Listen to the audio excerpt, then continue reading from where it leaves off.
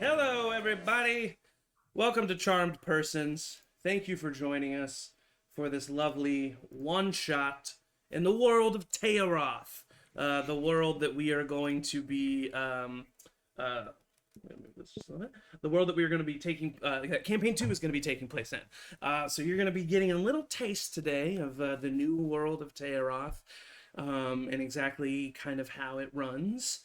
Um, uh, Once again, just an official final announcement that we are officially affiliate. So thank you all so much for following us and for giving us the opportunity to grow this channel more. That's because of you, so thank you very much. Um, Tomorrow we will be, because of that, we will be releasing a one shot that was filmed and recorded back in October. It's a horror one shot run by Matt to continue the March Madness, which my brackets already busted. And um, and then next week, um, another Arubrian campaign session. Um, we're dwindling down to the end of the campaign, so make sure you tune in.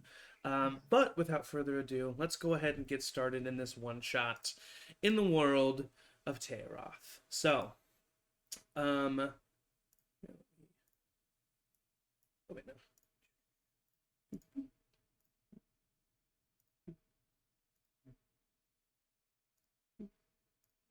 All right.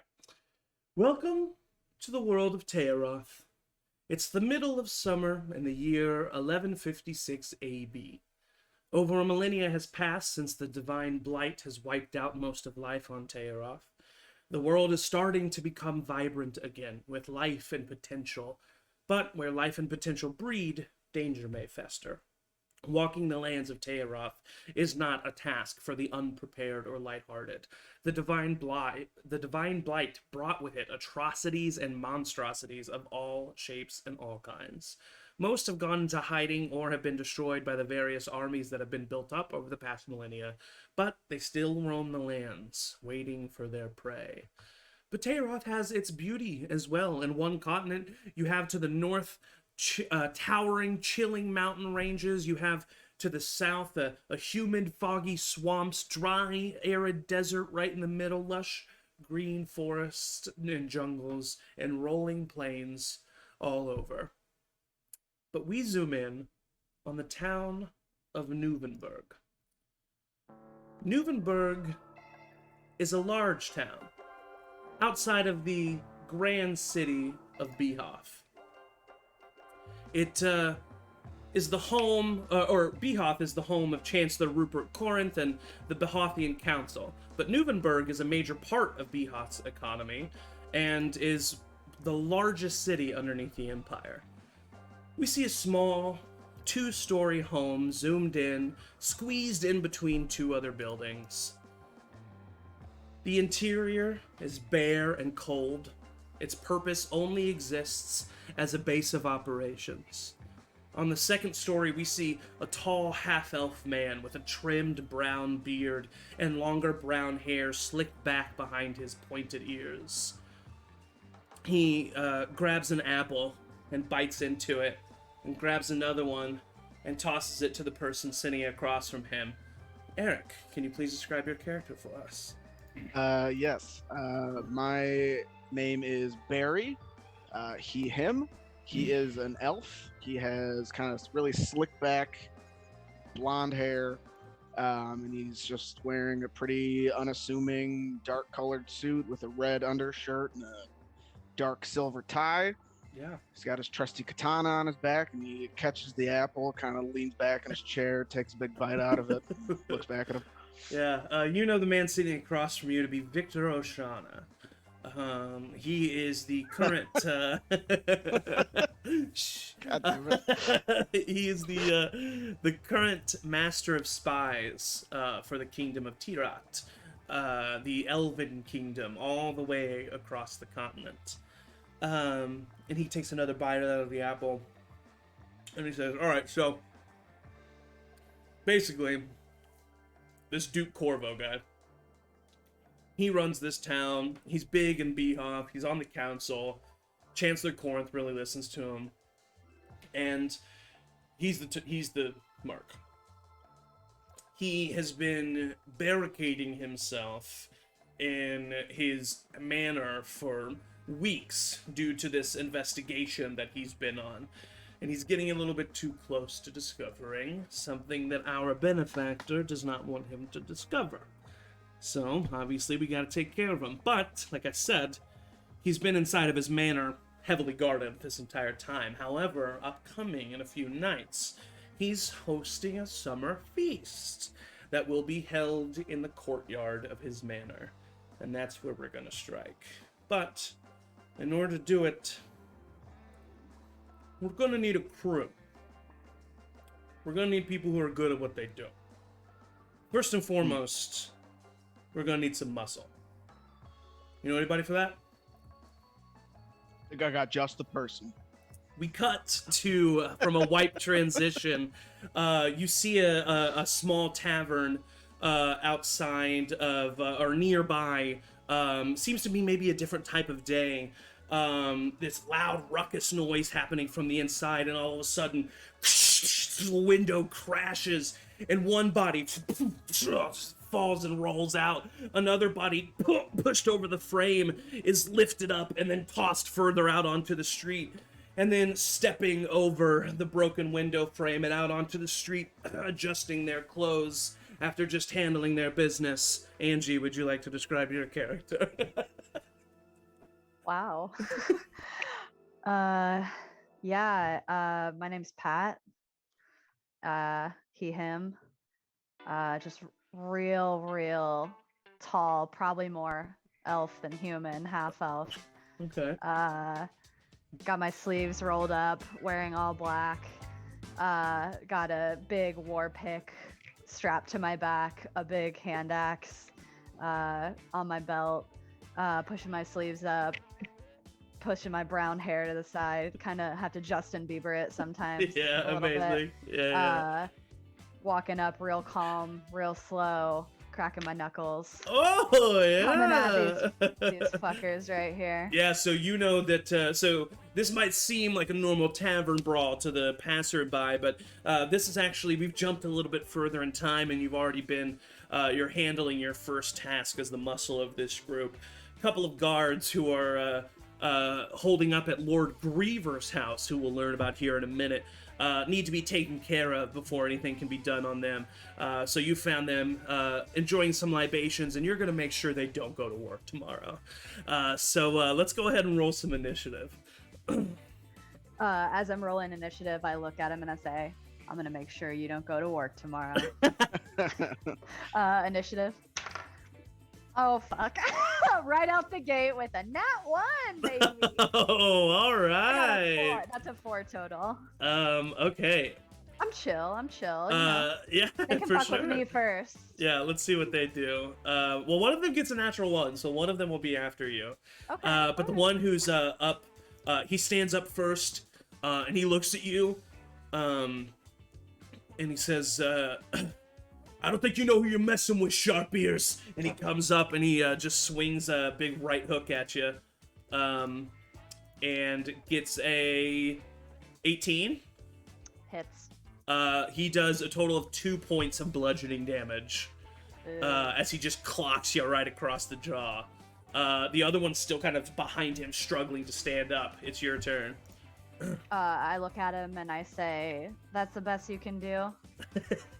And I'm gonna use my bonus action to just right off the bat go into a rage. Yeah, all right. Ooh, barbarian is fun. It's a silent rage too. You get clocked right in the jaw, and you just kind of look back, and your pupils just dilate, and your veins start to bulge. And I'm just gonna go back at him with an unarmed strike. All right, do it. Oh, good. Help! I'm raging too hard. Too hard rage. Okay, so rage does stuff for me. Yeah, it'll add 2 to your I damage. get 2. Cute. I think I played a barbarian in my first ever little mini that you did. Oh, really? At that event. Oh yeah, that's right. 7, 14. Is it only one? Is it only +2 to damage, right? I think it's only the damage. Yeah. Okay, so then 14 to hit. 14. He's not in his armor. That hits. Cool, You caught him when they're cool. off duty. So then, ooh, wait. It's just I don't roll for damage. I just get the whatever the. It's just basically your strength modifier is the damage Okay, so that you do. 6 Um, points of bludgeoning damage. Your strength modifier. Just what's your Oh, but strength? so it's not the damage. You're doing an unarmed strike, right? Yeah. So an I just unarmed don't strike is use- just 1 plus your strength modifier. It might be different for barbarians. It's a Oh, 6. oh, it's different for barbarians. My bad. Well, it's still a 6. Oh, nice. Yep. Strong boy. I fucking. Yeah, I came mean, to play today. I mean, immediately his eyes roll back in his head, and you can, if you could see them, there would be yellow birds and stars floating around his head, as he just completely gets clocked. The other one uses this distraction. Oh, it's an 8. Just kidding, because of the +2 for the rage. Sorry. No worries at all. Yeah, I mean, even more so. Falls down to one knee, completely stunned by that blow. The other one uses this moment as a distraction, though, and runs up and tries to tackle you to the ground. Go ahead and roll an athletics check. Ooh. Athletics. 12. They got a 9, so they just kind of run into you, slam right into your abs, and they're like trying to drive you to the ground, but you're just not moving. You're just standing right there. I'm gonna just like hug him and be like, "It's okay, buddy." It's actually the guy who you stun's turn, though, at the top of the turn order, and he is just going to attempt to help his friend get you down. So roll another athletics check. He'll roll at advantage with his friend helping him. Athletics. That is a 26. Yeah, you rolled a 19, which was really good for him. But yeah, so he slams into you, and you got both of them just like charging into you, trying to get you to your feet, and they can't do it. You're up.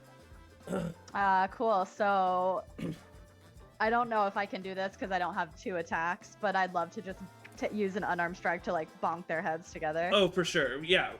Go ahead and Very cartoon style. Go ahead and just roll a roll an athletics check for me, actually. Athletics. Yeah.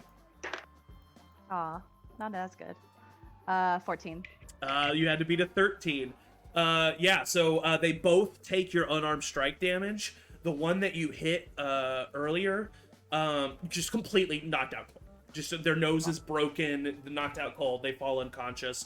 The other one is now just as stoned as their friend was, and like you can already see their face swelling up from the blow. And it's their turn because they were the one that hadn't been hit yet. They're gonna swing at you. I'm gonna give them disadvantage for just how stunned they are. They get a 12. Does not hit. Does not hit. Your turn. So the one that I had hit earlier is out. Oh yeah, he's knocked out. I'm just gonna Are these like human size? Because I'm like a good 6'7", 6'8". Oh yeah, no, they're 5'10". Cool. I'm just gonna go up to the one that's still kind of woozing and just go up and just casually, very, very calmly walk over and then just elbow to the face. Amazing. Roll an attack. I'm gonna give you advantage because they're just like they can't Good. move Thank right you.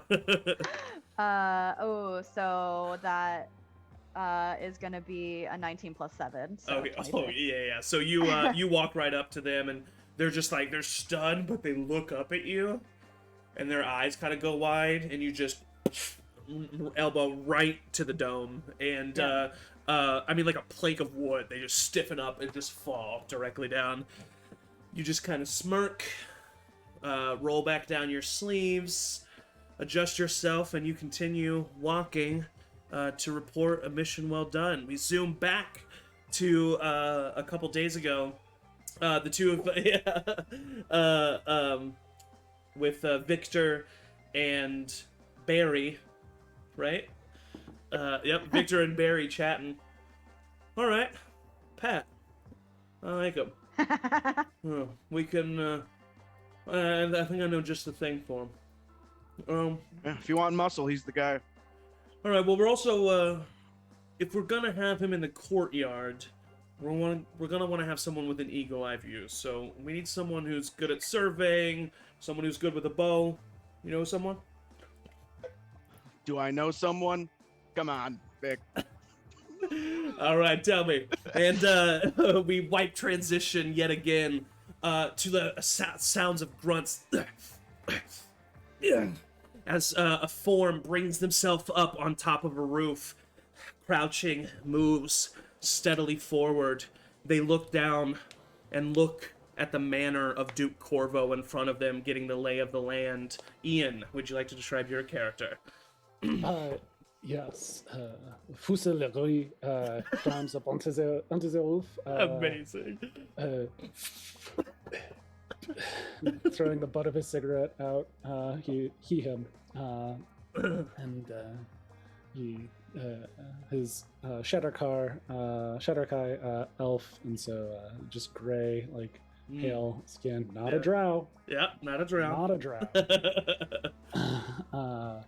And he kind of pulls the hood up over his eyes a little bit to sort of see clearly the manor that he's looking down at. Yeah, go ahead and roll a perception check at advantage for me.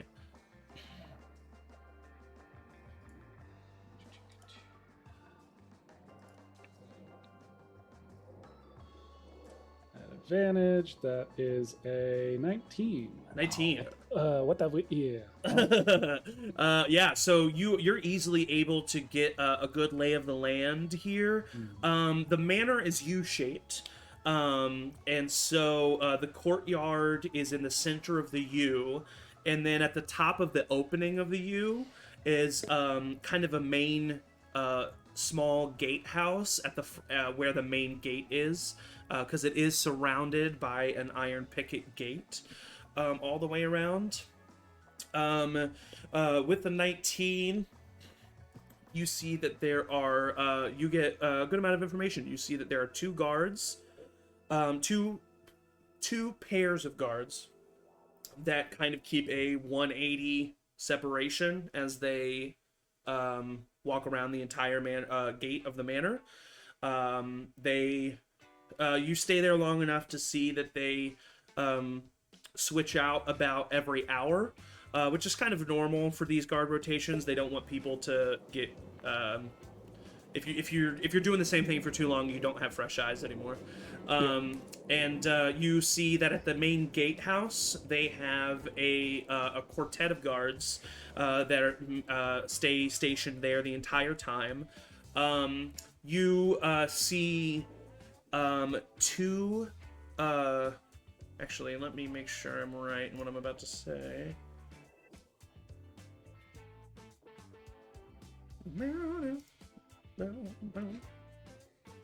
It's good, like, in between music too, when I'm trying to figure out what to do. You can already see in the courtyard that they are setting up some seating.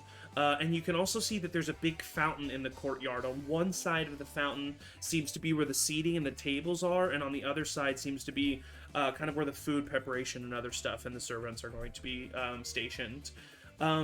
With a 19, you can kind of see from here the stage where that will house the main table of nobles, as well as be the stage for Lord Corvo's address at the feast. But you definitely, knowing how good you are at what you're able to do, you're 2 buildings away right now. It would be way too, it would be a 1 in a million shot from where you are. But if you could somehow find a way past the gate and on the actual roof of the manor, on one of the legs of the U, you could have a really good shot. So that's what you see from where you are right now. But as you're looking, as you're kind of seeing everything, you notice that there are across the way there's this woman hanging out these linens on a clothesline that's shared with the building across from her, and she turns to look towards you. You have a chance to try to duck behind a chimney if you want to. or you can just be there. Up to you. No, I'm. I cannot be seen, especially by a woman. Yeah. So Go ahead and roll a stealth I check. duck Yeah. behind. Yeah.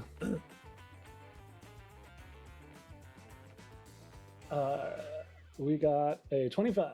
25, easily enough. From her perspective, she sees a flash of movement out of the corner of her eye, and then looks up, and there's nothing but a faint trail of smoke from a butt on the ceiling, on the roof, or no, you threw it on the ground. Anyway, we wipe transition back to the main table where Victor and Barry are sitting. The cores are the apples are getting close to the cores. They're about finished, but they're still munching away. He says, "All right, good. Fusil. Just don't call him a drow, and you have no problems. Well, thanks for warning me, because that definitely might have happened. I tend to A drow. I put my foot in my mouth when I do that. It's something. Well, the last thing we need is someone that can a chameleon. You see, we have our informant who's been giving us all this information. She's stopped answering. She hasn't met our drop sites and has been escorted by guard wherever she's going. So the only way to get to her is by putting on a persona that I have been using to write letters to and from. We'll get to that. I need someone who is good with words.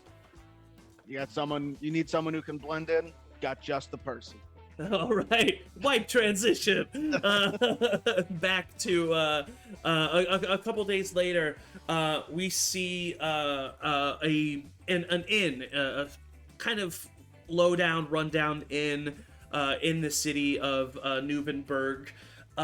It's the early morning. Rooster crows in the distance, and the door creaks open. A figure slinks out, shuts the door, continues to put on their shirt, buttons the rest of their pants. Matt, would you like to describe your character? Yes. I am Xander Brightwood. He, him, an elf with kind of like ponytailed blonde hair. But it's hard to know if you've really met Xander, because Xander's a different person in almost every interaction he ever has. Amazing. So you were tasked with getting a little cozy next to one of the house servants of Lord Griever, who you just left the room of, finding out a little bit more about the lay of the land of Lord Griever's house.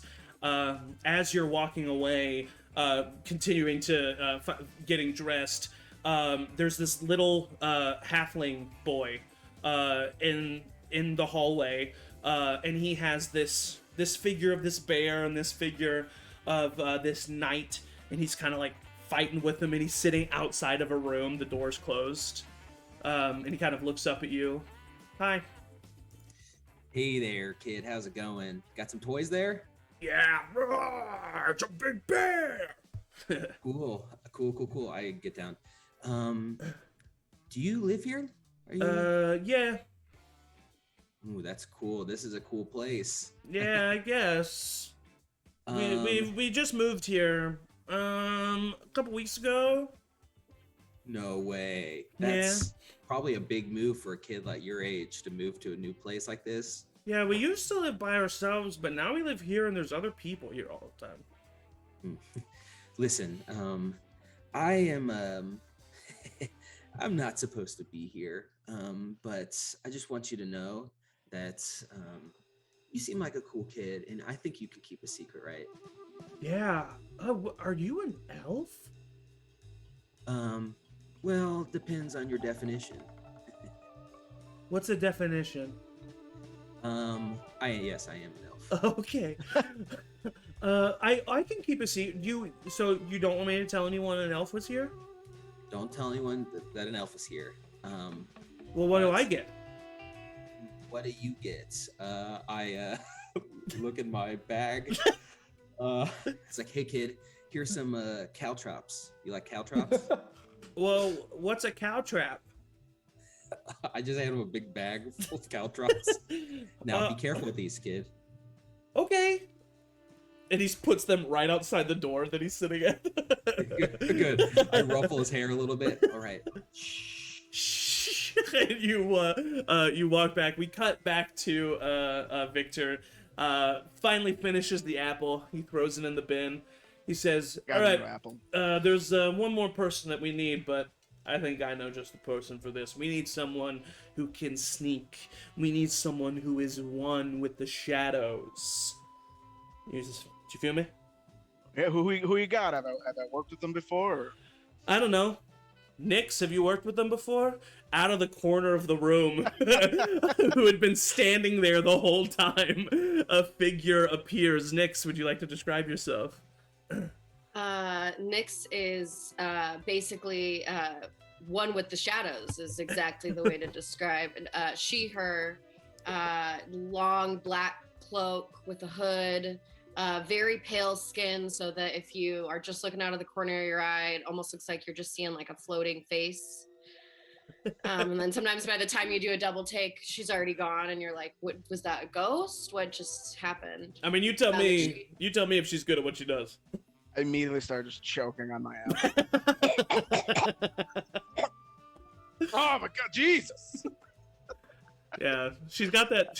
Her face really doesn't ever change from that right there.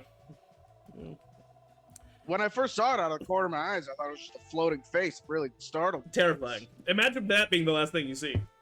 Yeah, no, yeah, she's in. Thanks, Nix. She glides back into the shadows. Like the Homer Simpson meme. Like, is she still here? honestly, I don't know. We got a couple days later, but to the same place. Where the second story is now filled with Victor and Barry and Nix and Xander and Fusil and Pat, as all of you have just completed your various tasks and are gathered around this table by candlelight. And Victor kind of looks at all of you and he says, all right. This looks like just the crew for the job. Well, let me tell you what's going down. You're gonna get paid 200 gold right now up front, each. Then upon completion, 1,500 gold. Our benefactor wants to make sure this job is done well, efficiently, and without a trace. Am I understood? Yep, no problem. I'm hearing No nothing. worry. Okay, all right, wonderful. All right, so this is the mark, and he starts explaining to you who Duke Corvo is.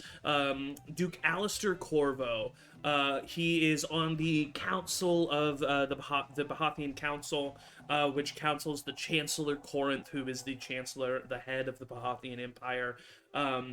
So he has pretty major influence.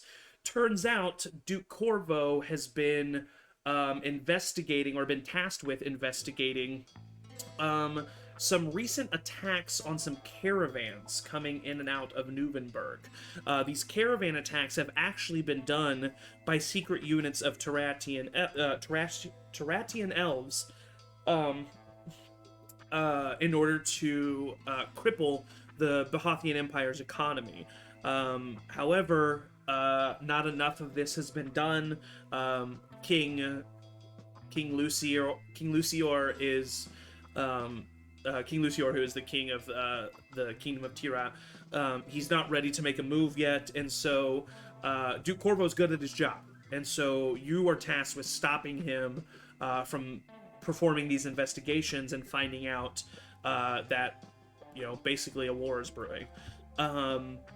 So he tells you about the summer feast and everything that's going on there, and then he tells you, but two things got to be done before the festival happens. And he tells you about those two things. He said, one, we need to go to Lord Griever's house. Lord Griever is the head of security at Duke Corvo's manor. He's gonna have information on the guards, their equipment, how many there are, and he's gonna have a key to the back gate of the manor, and just to the back gate of the manor, which is gonna be incredibly useful for us. So that's task number 1. Task number 2 is we need someone to attend the dinner at Nobleman Nobleman,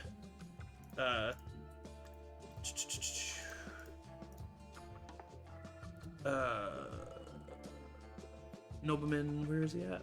Nobleman Travick, Nobleman Kane Travick's house. He's having a dinner with Lady Reinhardt, who has been our informant. He's been trying to rise up the ranks. Lady Reinhardt is close with Duke Corvo, and he thinks that she's going to be the way to do it. She's been working undercover for us, informing us about Duke Corvo's whereabouts and his ongoings. But she, and he tells you how, like he told Barry, how she's not been meeting at the drop sites, not been informing. But he knows that she will be at this dinner, and he has created this persona of Boris Nabel. Boris Nabel is a nobleman who will also be attending this dinner, and the goal of this dinner is to get her out of there. Boris Nabel can be accompanied by 1 guard and 1 servant. And then he says, both of these have to happen on the same night. So you're gonna have to divide and conquer here.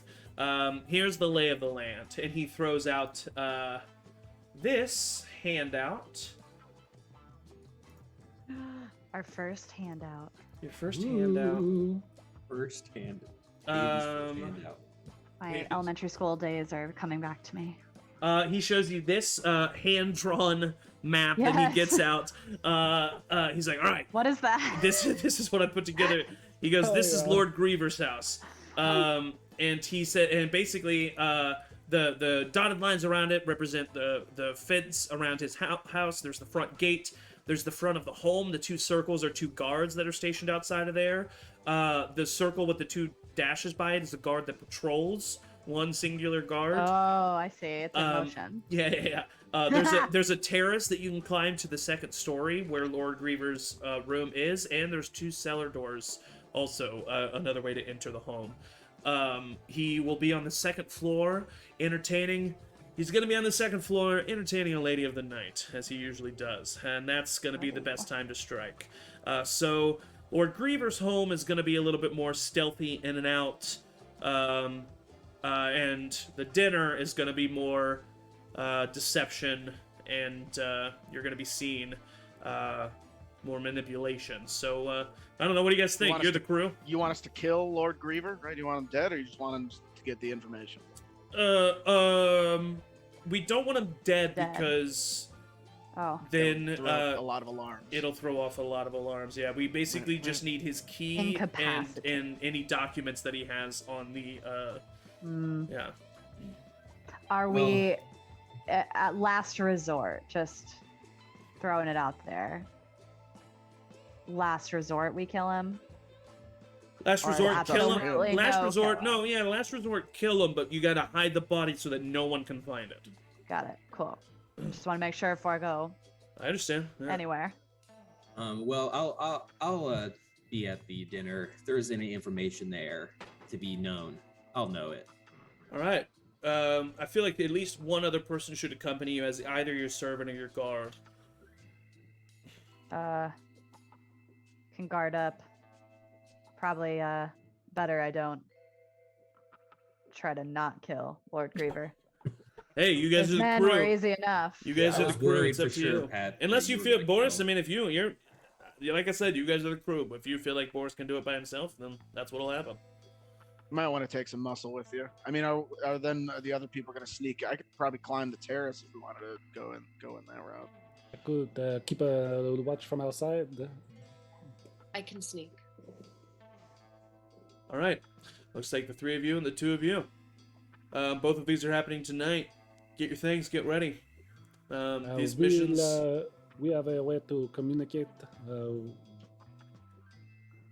don't know. Do you? I All can of us, communicate or- within 120 feet with one person. Yeah. No, unfortunately, he's our benefactor, some of the devices used for his higher units of special operations were not given to us. So, not gonna have anything other than hand signals and owl hoots. Mm. I I do have not a give a spell hoot. that. Nice. DM I like inspiration. clap him DM on the inspiration. shoulder. Be like, oh, that was good, man.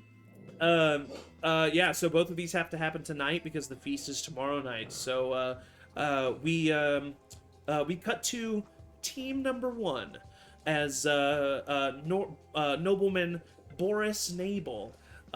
So he tells you that he gives you some information. He tells you that basically he's created this persona of this nobleman Boris Nabel, who's new money, wants to establish himself into the upper tier of Nuvenberg.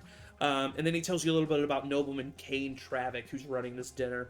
Nobleman Kane Travick, the reason why this isn't a mission like Lord Griever's house is because his home is highly guarded.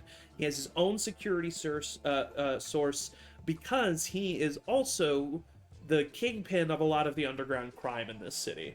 So that kind of describes Kane. And he says that he didn't really give a lot of personal information about Boris because he wanted whoever was gonna be Boris to like kind of have some freedom there. But he described him as like an up-and-coming new money nobleman who was eager to be a part of this city's upper tier, upper echelon. This is Travick. That's the character of Boris Nabel, is that last part. Travick is the kingpin of the underground crime, the nobleman who is hosting the dinner that Lady Yeah. Reinald will be at. So wait, then who is Boris? The fake persona that Victor Oshana has been sending letters to Kane Travick in order to be invited to the same dinner. Oh, okay, Yeah, cool. yeah. Thank you. Yeah, no worries. It's definitely a little.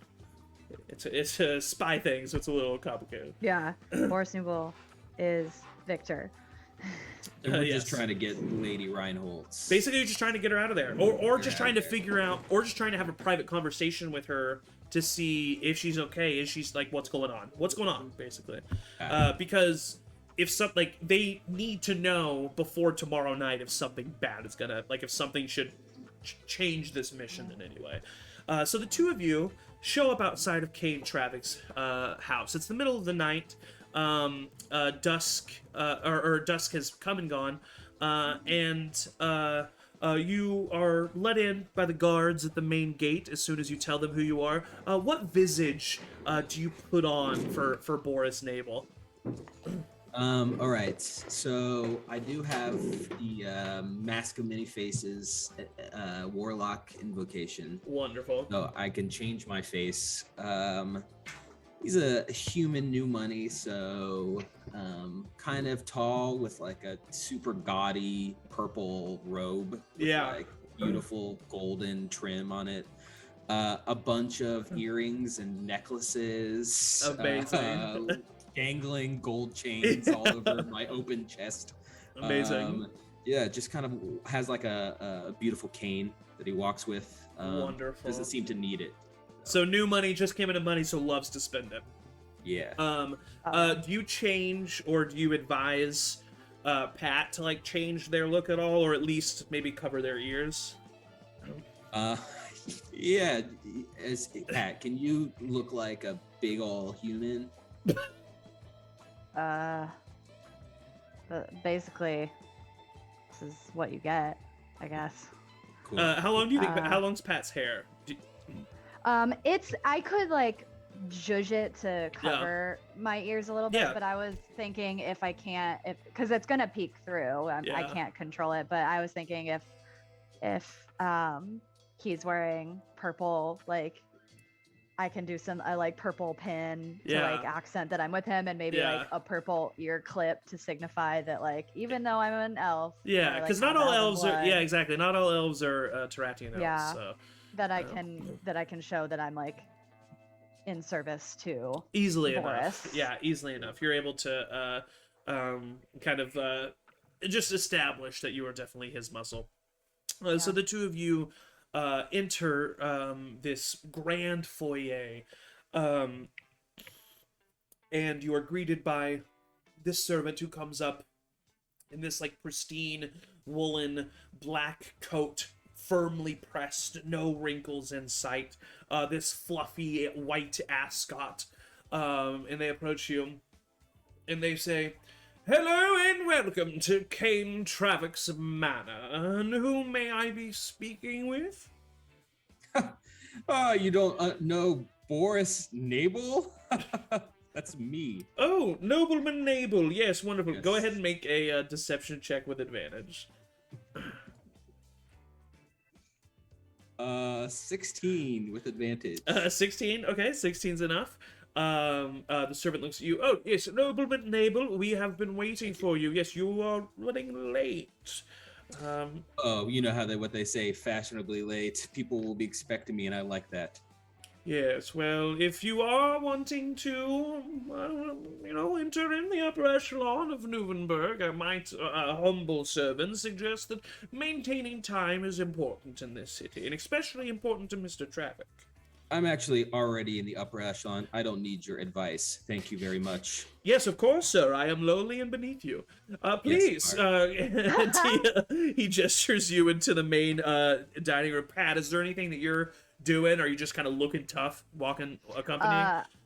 Yeah, I have my hand not too far away from the axe that's strapped to my hip, but I'm Yeah. just kind of with the other hand just like walking very calmly and collectedly right on like the shoulder of Love it. Boris. So you enter into the dining area. There's a large table. You see at the far end who must be Nobleman Cain Travick. He has long gray hair, but he's like really balding at the top, and it just kind of like falls over his shoulders. A big gray mustache that falls down. It's kind of a handlebar mustache. Very thick velvety greens and reds that he wears, also filled with various jewelry, rings and necklaces. Also definitely likes to flaunt his wealth. Behind him, you see a tall human man, very muscular, who seems to be his right hand guard, like right beside him.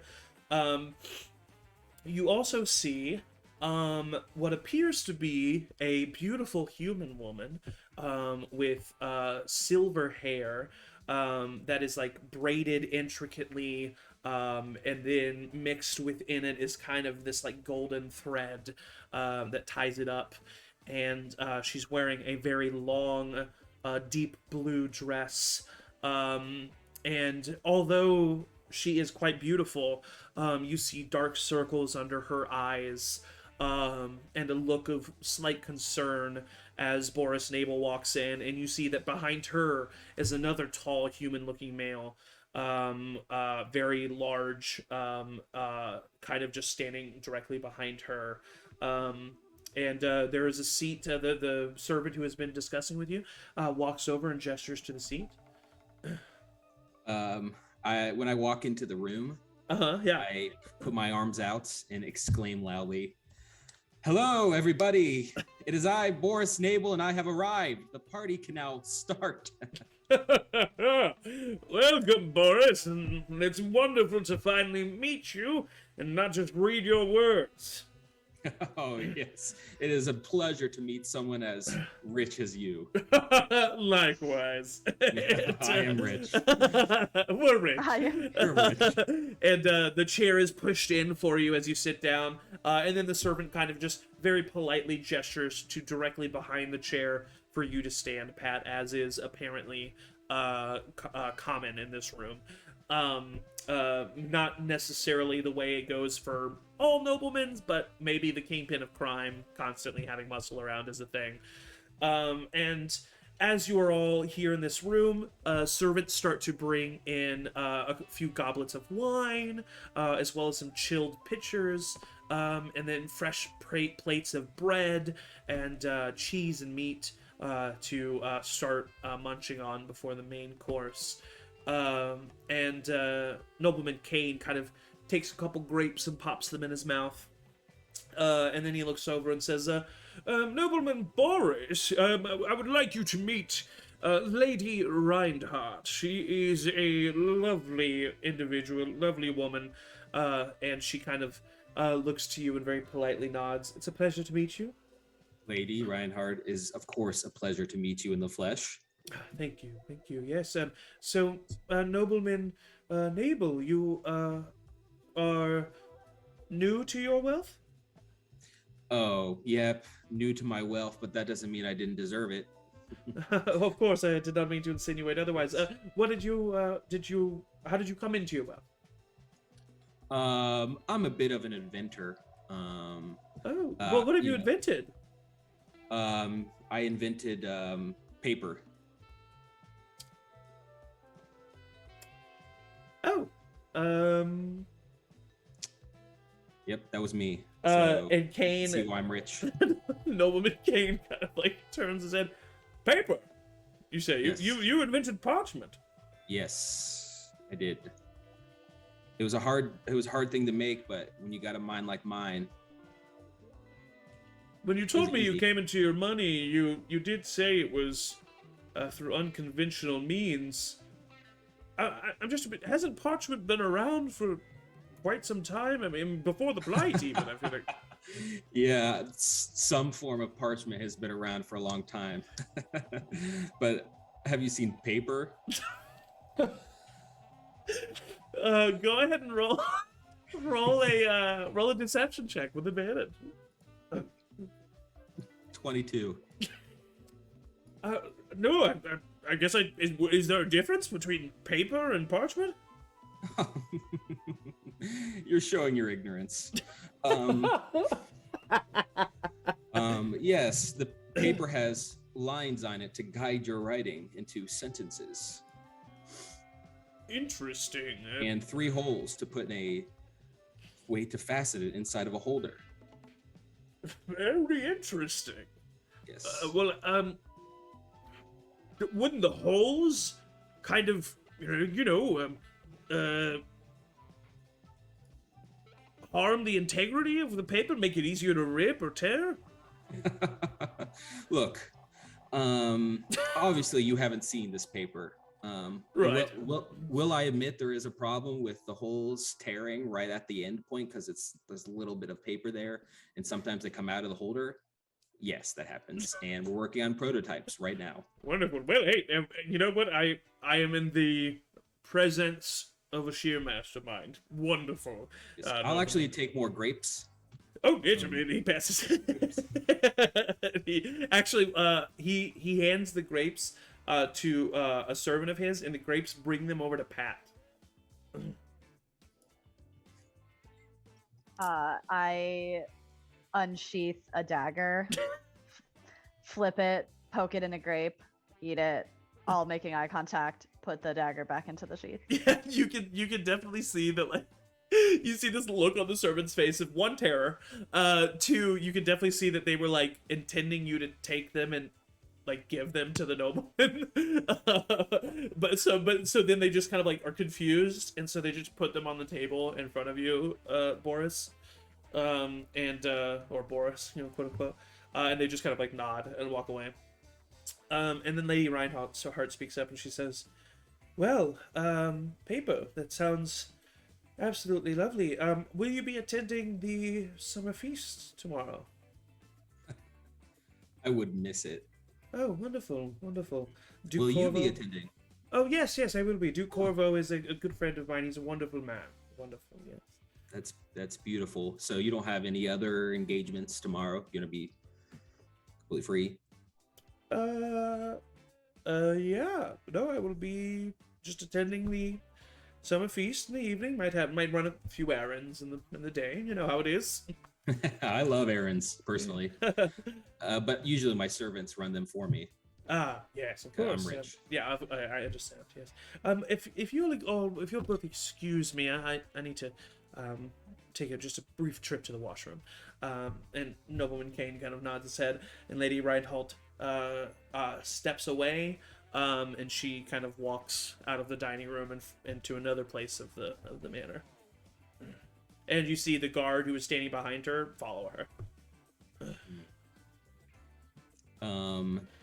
I look over at the table and say, "Oh, wow, incredible to be here. All of you are so rich, and this is great for me." Yes. Well, it's fun. You know, people aren't willing to talk about it. It's fun.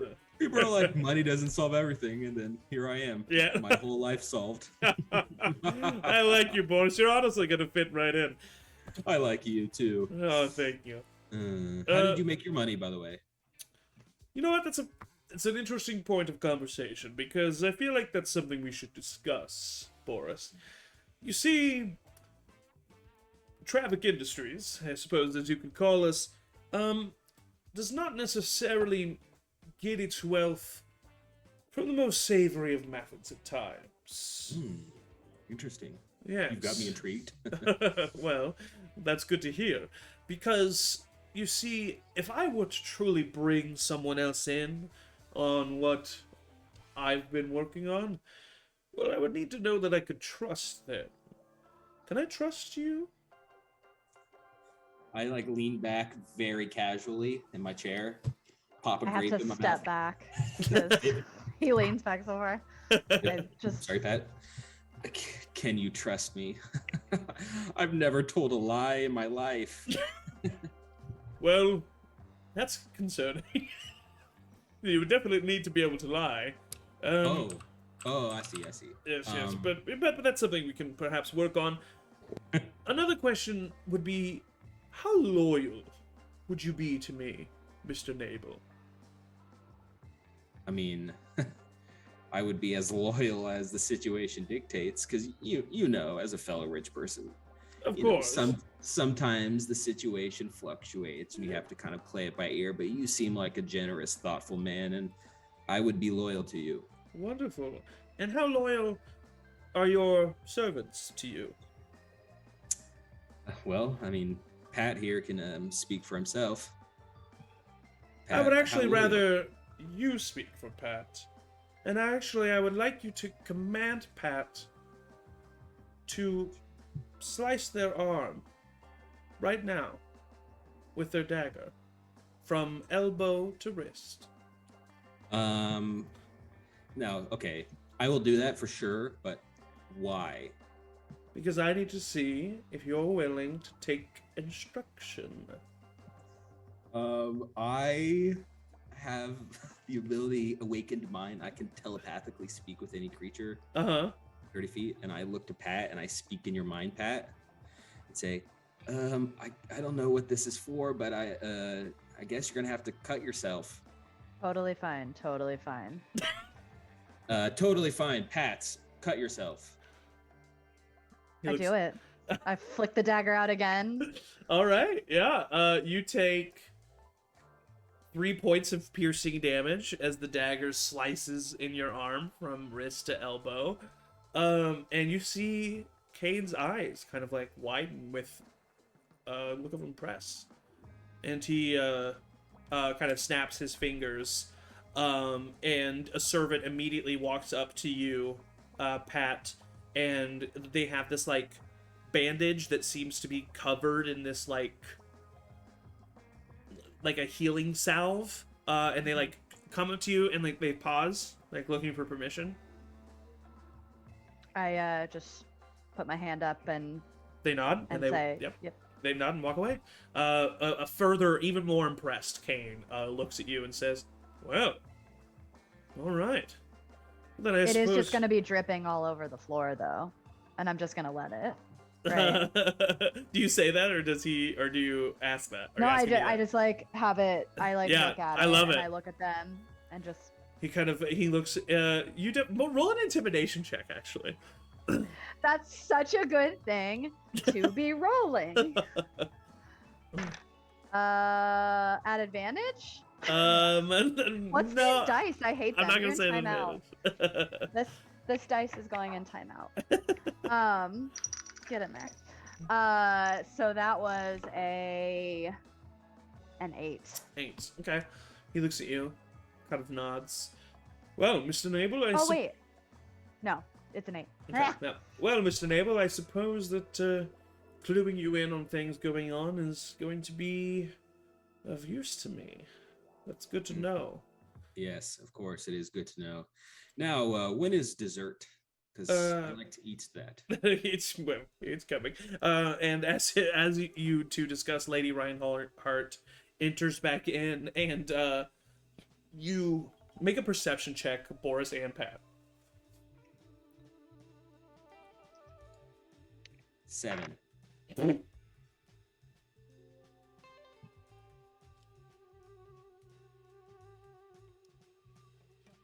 I hate my dice. That is a 4. Okay. All right. She sits back down. When she sits back down, I look at her and I speak in her mind. Ooh, Say, okay. Hey, you good? Everything cool? I hear this too, or is it? Can you direct it? I think it's. I think Awakened Mind is a one-way. Yeah, Okay. I think it's This one isn't way. like brain trust situation. This is not Yeah. brain trust. No. Okay. One way. Cool. Hey, lady Reinhardt, you good? Hey, lady. Hey, lady. You see her like get surprised and then kind of look at you, and you hear in her head, Boris. I respond, Xander. She nods. And she says, Tayaroth? Mm-hmm. She just, she, in your head, she just says, I'm good. Cool. I look around at the table, and I say, well, we gotta get going. Oh, well, didn't you want to take dessert? Yes, I'll actually take a few slices of cake. I assume it's cake. That's the richest dessert I can think of. Unless it's pie. I'll take some pie. All right, wonderful. He gives you a servant comes up with a very small wicker basket of a couple pieces of pie, and he hands that to you. And he says, "Well, I'm so sorry that you have to run off so soon, but Mr. Nabel, please do know that I will be keeping in touch." It's good to hear. I will be keeping in touch with you. Also, can I get a couple more slices of pie? No, It's but like- where are you staying? Where am I staying? Yes, so I can reach In my you. mansion. Oh, so you found a place here in the city already? Yeah. Well, Roll a it's- deception check. It's right outside. Just Big straight, yikes. just straight roll. Big Just a straight yikes. roll. 26. Ooh! Hey, all right. Well, good. The housing market's crazy, so that's lucky that you were able to get Yes. It's got 9 bads. this. Well, mine has 10. And by the way, brief glance at this place does not have 10 bathrooms. I note that and I smile at him. Okay. And do you leave? Yeah, I stand up. I make a show of going to each person and like personally shaking their hand. Thank you for your time. Uh-huh. Everything is great. Nice to meet you. Lady and then- Reinhardt kind of nods and looks at you and says, "Wonderful to meet you, Boris." Wonderful to meet you, lady Reinhold. Pats, you ready to go? You're bleeding all over the place. Yeah. All right, I stand at the. I leave. I go to the end of the room and I turn back to the tables. Au revoir, everybody. I'm out. Yes. All right. Goodbye. I walk. And you two leave the manor. And you successfully have walked away unharmed. We now wipe transition to an alleyway near Lord Griever's home, where Nix, Barry, and Fusile are discussing their plan of exactly how they want to get in and out of Griever's house. I'm wearing my cat burglar outfit that I wear under my suit, where it's like a black turtleneck, black beanie, and I have black like tight skin tight leggings on. Yeah, I love it. And they're too clean. Yeah. Like too Oh, yeah. clean. There's no lint or anything No, on them. no. It's all pure black. Yeah. All right. Nix So is really distracted by this outfit. let's go over the plan one more time. Wait. Go ahead. Wants to, yeah. So I am the mastermind. So you're gonna stay out and you're gonna keep an eye on the guard. Is that or you're gonna take out the one that's circling?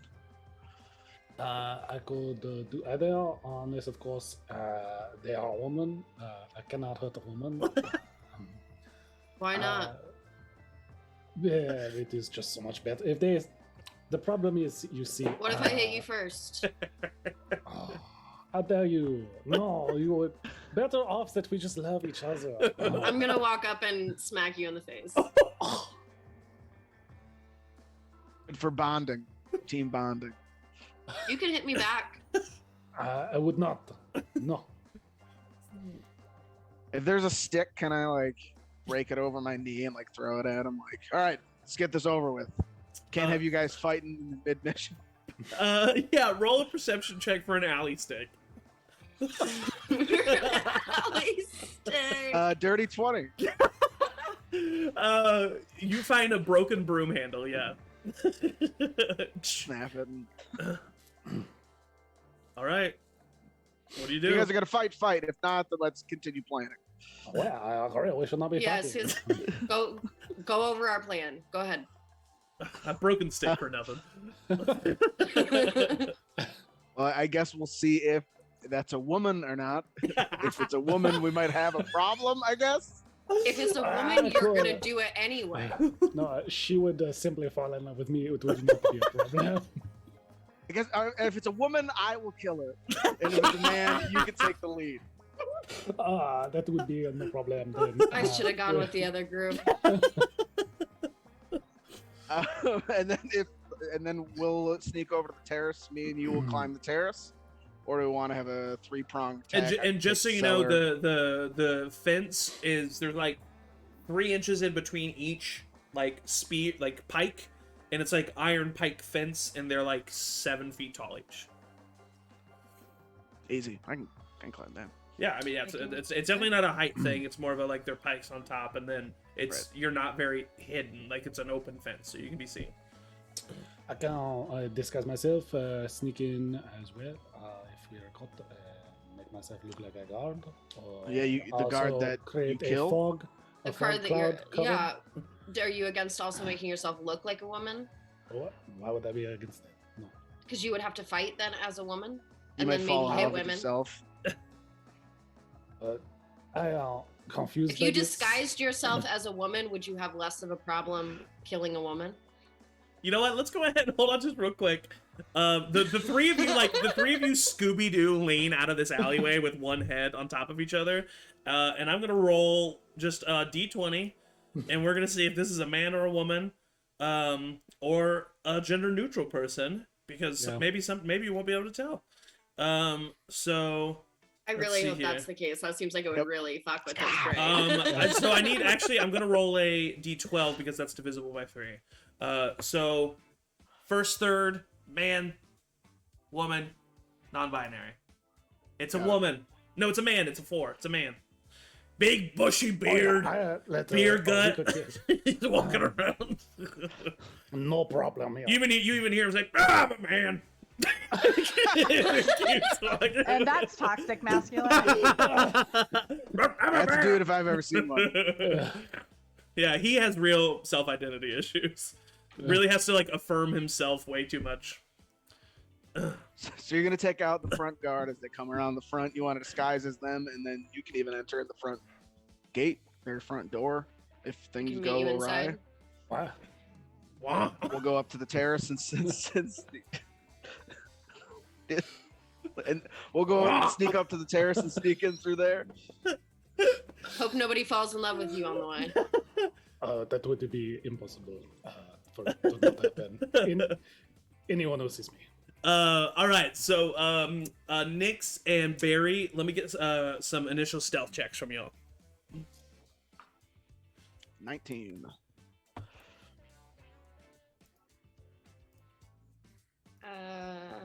Oh shit. 13. Okay. The average is higher than their perception. So you guys are able to kind of sneak out of the alleyway. You time it perfectly, standing behind a barrel as the guard passes, waiting for them to continue, and then you head over to the fence near where the terrace is. Lucille, how exactly do you want to go about this guard? Yeah. They're walking in that direction, so they're just walking counterclockwise around the whole manor. Yeah. It takes them about 10 minutes to do a full rotation. As a gloom weaver, I get a like an ambush Ooh, okay. action. Go ahead and roll just an initial stealth check to see if you can get up to him. Yep. That is a 16. 16 does it. So you see them walking, you time it perfectly. Oh, also as a Gloomweaver, I have Umbral Sight, just so you know, which gives me increased dark vision, but also while in darkness, I'm invisible to any creature that relies on dark vision to see in darkness. Okay, great. Yeah, so I mean, you are literally invisible to this guy as he's walking up. Yeah, what do you do? I get as close as I can, putting Hunter's Mark on it to give me that extra oomph. Mm-hmm. And pulling out my longbow while still like maintaining enough distance to attack. With that is a dirty 20. Hits. Yep. And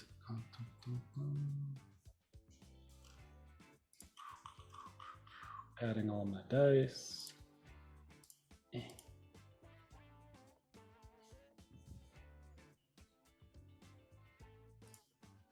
And the ambush dice.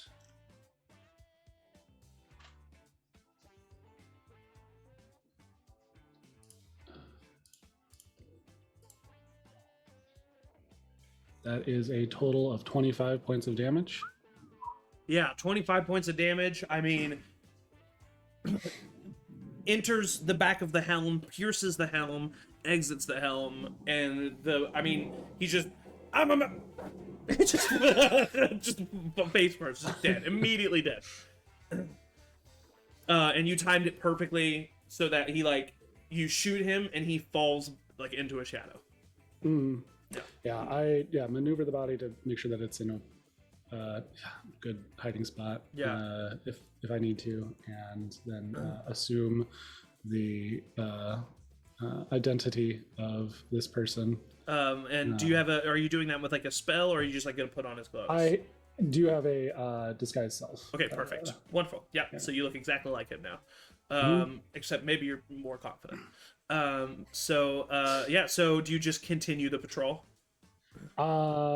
Continuing the patrol to do a sweep of the grounds before kind of looking for an entrance that I can find my way into. Do the two of you wait for a report from Fusil, or do you just start trying to get to the terrace? I want to cast message and point towards him and just be like, "Has it been done?" Oh, wow. So you now I didn't know get that. What was that? Wow. So you now know just that getting like a breeze through my ear. I can't really tell what you're saying. So you now know that the perimeter guard has been taken care of, and that the only guards that remain are the two. Well, that you know of are the two at the front of the building. I spend half my time trying to find Nyx as we walk over there. It's keep on disappearing into shadows. Nyx! Oh. I'm right here. Jesus. Oh, jeez. Well, after you, if you want to take the first run at the terrace. Okay. I just go. All right. Well, roll an acrobatics check to see if you can get over the fence. Let's see. Can I like help Ooh, her? Yeah, with advantage. Yeah. I got a 22, but let's see if I get a nat 20 and make it really fancy. No. 22. With a 22, you get into a deep crouch, and you jump, and you just press one foot in between two of the pikes on the very top of the fence, and then continue your stride and land on the other side with just a Cape soft kind of like. thud. Yeah. So you're on the other side of the terrace. Barry, go ahead and roll an acrobatics check to get over the fence. Ooh, it's not great. 9.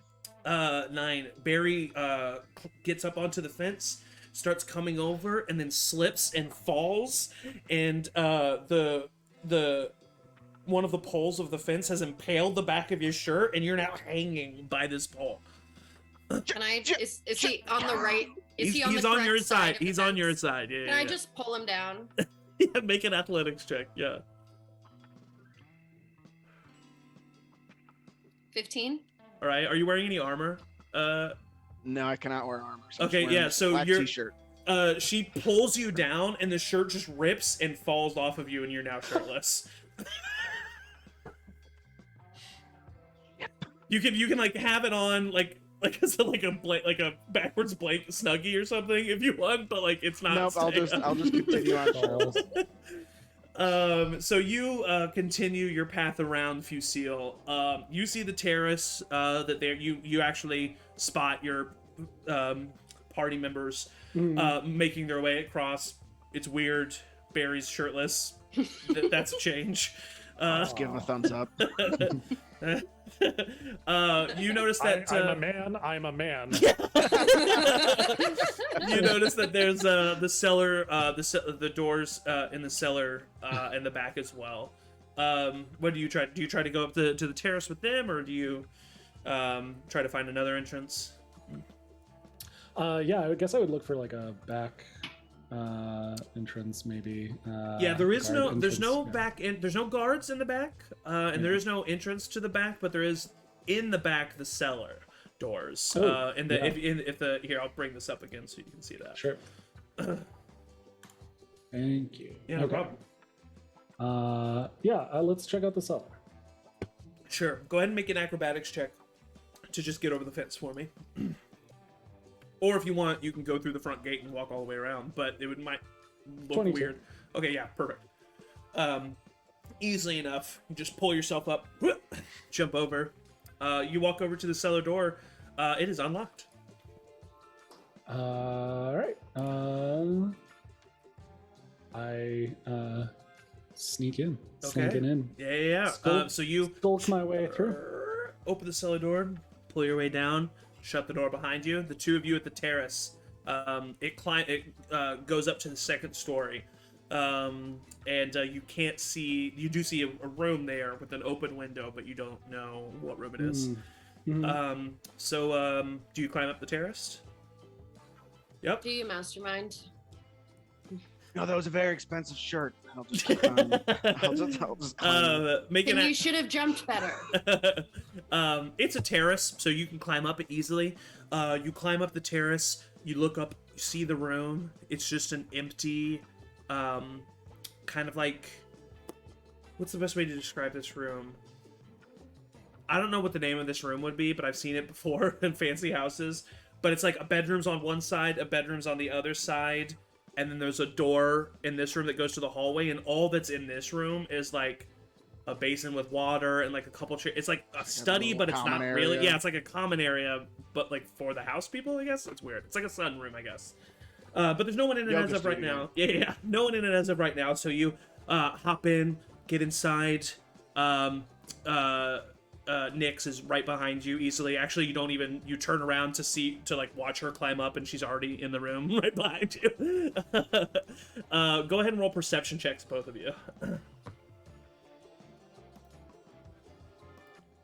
2 3s in a row. 8. Jeez, 7. You guys take a second, listen. You hear what sounds like a conversation between a man and a woman to your right, and that's all you hear. Back to Fusil, you kind of get down into the cellar, go down a flight of stairs. Because of your increased dark vision, you very clearly see what's going on in this. It's a wine cellar. There is a long hallway where you're currently standing. Along, I shouldn't say hallway, just walkway. Yeah. And then in this specific room, there are 4 racks filled with various wine barrels and wine bottles. And then after the walkway, it opens up into the actual hallway. And then even from here, you can see there's 2 more doors that are closed, and then a staircase that leads up into the manor.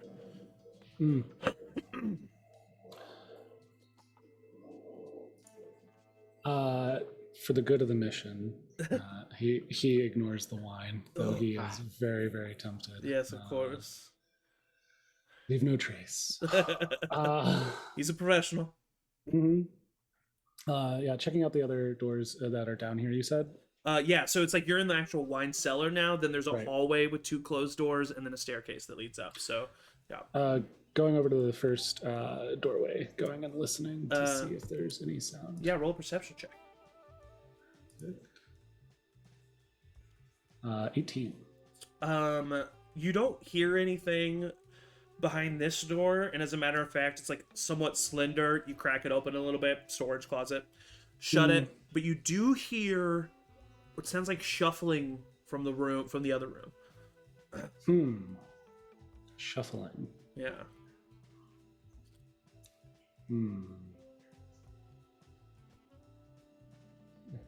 Go and can I get a closer look and maybe crack the door and Yeah, actually, Listen closer. I'll say that you can, with your vision, yeah, you can either, yeah, you know what? You just crack the door open a little bit. It's so dark down here, and the room that you're opening it to is so dark that, like, whatever's in this room would only be able to hear the door, not even see it open, but you hear no creaks. And then as soon as you open the door, you see very clearly, once again, because your vision, about 5 to 6 young women who are like tied up by their wrists and their ankles and just wearing like rags, and they all seem to be like scared and like huddling together, and just like trying to like keep each other warm and safe. Various, all somewhat young, various races and like looks. They don't seem to be like related or anything. Fusil can pass up the bottles of wine, but cannot pass up wrong being done. Of course. To these women. Yes. Oh no! My puppets! Comes in and like starts like cutting the bands on there. Well, they're scared at first, but then actually go ahead and roll a persuasion check with advantage to just kind of persuade them, to let them know that you mean no harm. Natural 20. Yes. So, I mean, immediately they start like grabbing onto you. Thank you so much. They immediately know who you are. Well, not who you are, but like you know, your purpose. Thank you so much. Thank you. We're so like, some of them are like weak. They can barely speak. They basically tell you that we've been down here for so long. He's kept us down here. This monster. No. Oh, Herr Borg Fusilhat. Thank you. Please, Thank you you so must much. go. Quietly, please. Yes. Where do we go? That way, back here. And I point them towards the cellar door and kind of lead them. You lead them towards the cellar door, and they kind of like peek their eyes out, and they like look at the gate and fence around them. Okay, fine. Fusil do all for you. And I try and sneak them around the house. And yeah. So you're able to sneak them around the house, but you do know that there's those 2 guards at the front. Oh yeah. I've got rope and like some climbing gear. For sure. Yeah. Easily enough. It's just going to take you some time. So you just kind of move like on the on that picture where it is just like further away from the cellar door, like to that part of Right. the fence, and just start getting them over. And then while you're doing that, we cut back to the two of you in the little sunroom, sneaking them out. You hear conversation in the bedroom to your right, and that's all you hear right now.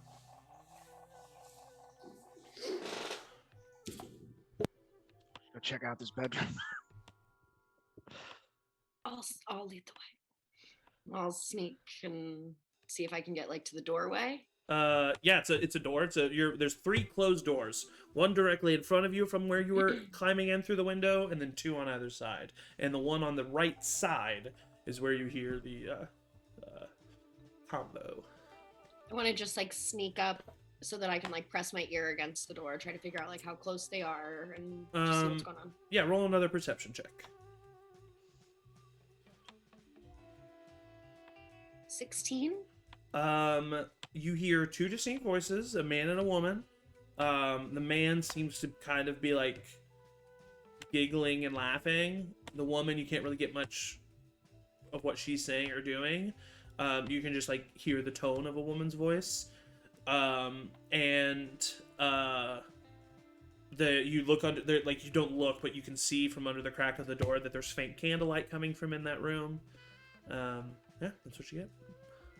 I'll sneak back over and let you know what's behind the door. Well, we're not supposed to disturb anybody, so maybe I'm gonna go check out the other bedroom, see if there's anything over there. I didn't hear anything, so let's kind of crack open the door. Yeah, so There's 3, right? So I'll check the other one while you're doing that one. Yeah, you crack open the door. You see what appears to be an empty guest bedroom. You look around, you sneak in, open up some of the drawers on the nightstand, stuff like that, all empty. It seems to truly just be a guest room. You open up your door. Go ahead and make a stealth check for me.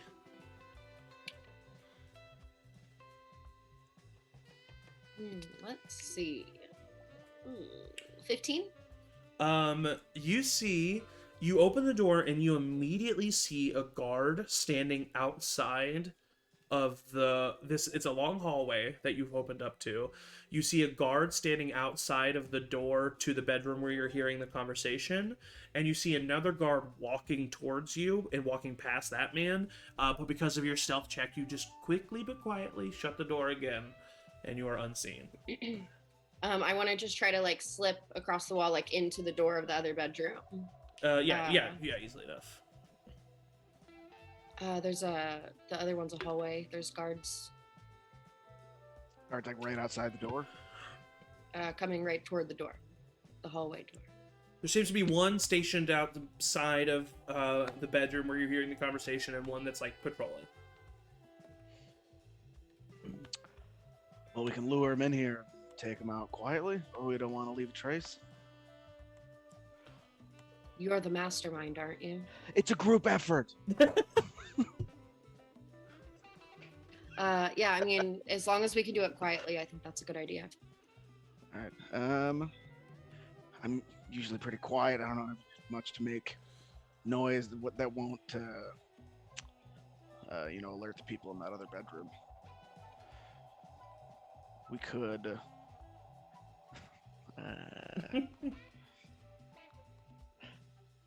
A piton is the thing you use to climb, right? Yeah. That's what a piton is, right? All right. I mean, we could just ask him to come in here. I don't know. I haven't really been the lead out of a job in a while. Just open the door. Hey.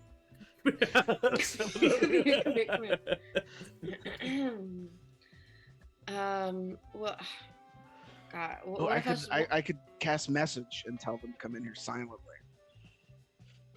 it's worth a shot. All right, I'll I'll point be and ready, cast- right, like behind the door. Yeah, she I'll describes also to you take where out the my other katana, she describes to you where the other guard is. Do you try to get the stationed one? the stationed one. Yeah.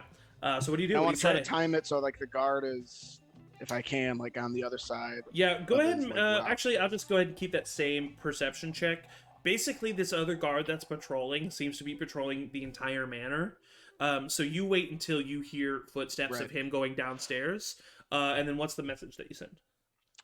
The message will say, in like a royal voice, like, could you come in here for a second and help me out? I don't know what the guy sounds like. Okay, yeah.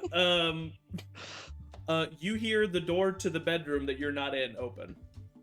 Oh, hello? You need something? What? No, I didn't say anything. I say we should just go fast. I thought Go. you said something. Didn't you say something? Oh no, I didn't. I'm say gonna anything. just start going. I hope. Going you where? Yeah. Wait, so Down the the hall. one that Emily looked in, that door opened up? Yeah. So here, I'll clarify because you don't have a. So you walked into the sunroom, right? Yes. Okay, hold on. You walked into the sunroom. There's a room to your left that was the guest room. The hallway's out in front of you, and there's a room Yes, to your and right. then the other room. The yes. guard out in the hallway was stationed in front of the room to the right. Now I got it. Okay, so let's retcon a little bit because I didn't make that clear to you, so you wouldn't have said that. So I So was like, could you come into the sunroom for a minute and help me out with something? make a persuasion check to see if he can. Persuasion. It's a low DC. You just gotta believe it just enough to get in there. 10. Yeah, easily enough. You hear footsteps. The door starts to open. Short sword. Sure, just get out of. All right, go ahead and roll your attacks, both at advantage. Ooh, I'll use this dice. 21. 21 hits. 18. 18 hits, and because yours hits and you're an assassin rogue, it is automatically a crit because he is not. Nice. He is surprised. So basically, I do treat it like 11 a nat points 20. of slashing damage. 11 points of slashing, and then what do you do with your? It's your short sword and your sneak attack, and it's like treated like a crit. Yeah, hold on just a second. So that's gonna in total be 15 points of damage. So this guy opens the door, and Barry just immediately impales him with his katana, uses the slight curvature of the katana and the leverage to bring him into the room, shuts the door, and then before he can start to speak, Nyx just grabs his mouth, slits his throat, and he is now dead, taken care of. I'll take him like to the guest room and like put him under the bed. Ooh, okay. Good. Good idea. Good move. Played Hitman. Played... I played it, man. We're all playing Hitman right now. Yeah, I know. All right, so yeah, easily enough. So you just and you listen, and it seems like there's been no break in any conversation or anything. But you do know that guard is gonna come back around. Right. So. In the hallway, like how many other doors is it? Just a ton Oh of yeah, so you doors? just you open the door. There's the door to the room next to you, and it's actually Right. it's just this one. This hallway is more of like almost a banister, like a. I don't know how to describe it, like a deck over the first floor, if that makes sense. And it's actually just Yeah. these 3 rooms that are on the second floor. So it's like the hallway, it's a wall at the end, and then a staircase at the left. Can I try to like jam something into the lock towards the hallway of the room that the other 2 people are in? So like if they wanted to leave, the door would be stuck, so they couldn't make their way into the hallway. Yeah, what do you try to jam? Like something? how big is a pitten? don't know how A big a pit pit might be is. too big. I have thieves' tools. I can help. Yeah, she can do something with her thieves tools. Go ahead and just make a thieves tools check with advantage. I'll let you do it. How do I? What is that? How do I do It's that? basically just your dexterity mod and your proficiency bonus. Oh, cool. So like an attack, basically. Ooh, a modified 20. Wonderful. Yeah, with his help, you guys are able to. Nyx kind of like looks at you and she's like, "You're gonna owe me new thieves tools," and she like snaps off one of the picks from the thieves tools, and the lock is now jammed. It will not be able to be opened from either side. Just in case they try to run into the hallway, I feel like maybe we should go inside the other door. And go back into the sunroom to the that room. Right. Should we just open it up? See, I don't know who they are. I don't know how to. Is there a keyhole that I could try to look through? No, but you can try to look at through. Roll a perception check, like looking at the crack at the bottom of the door. I'm a pretty thin elf. 11. 11. You see a bedroom for sure with a bed. You see, sitting on the bed, you see 2 pairs of legs, like, hanging off the bed. One of them seems to be heavily vascular and a little chubby. And the other set seems to be covered in bruises. Okay. Do we know Lord Grievo to be a heavyset fellow? Yes. Griever, yeah. Griever. Griever, Corvo, doesn't matter. I think this is Lord Griever in this room. I don't know if there's going to be anything in here. Maybe we can lock it on this side, go look the rest of the house. Yeah. You don't wanna kill him or also alarm him. see a desk in that room. There's also a desk in there. Maybe we should check it out. Yeah. Let's check out the desk, and we're not supposed to kill him, right? That's what we were told. Just it's a different kind of job for me. So Me too. Right about this time, you hear grunts from a Fusil who has climbed up the terrace as you are discussing the moral ambiguity of this Lord Griever. Fusil, you have found your friends in the sun, your companions in the sunroom, and yeah, they are standing right outside of a door discussing what to do. I'll have point my blade. Everyone, I know it's that guard. Never mind. He just looks like that guard still. Yeah. I'm a man guard. Yeah. Sorry, Ian, in case you missed it. Sorry. Fusil climbed up the terrace wall just as they were discussing if Lord Griever should be killed or not. And you climb up and you see them in the sunroom. We're not supposed to kill him. But it'd make it so much easier if we did. I just don't understand. Like, what if we just tell him we had to?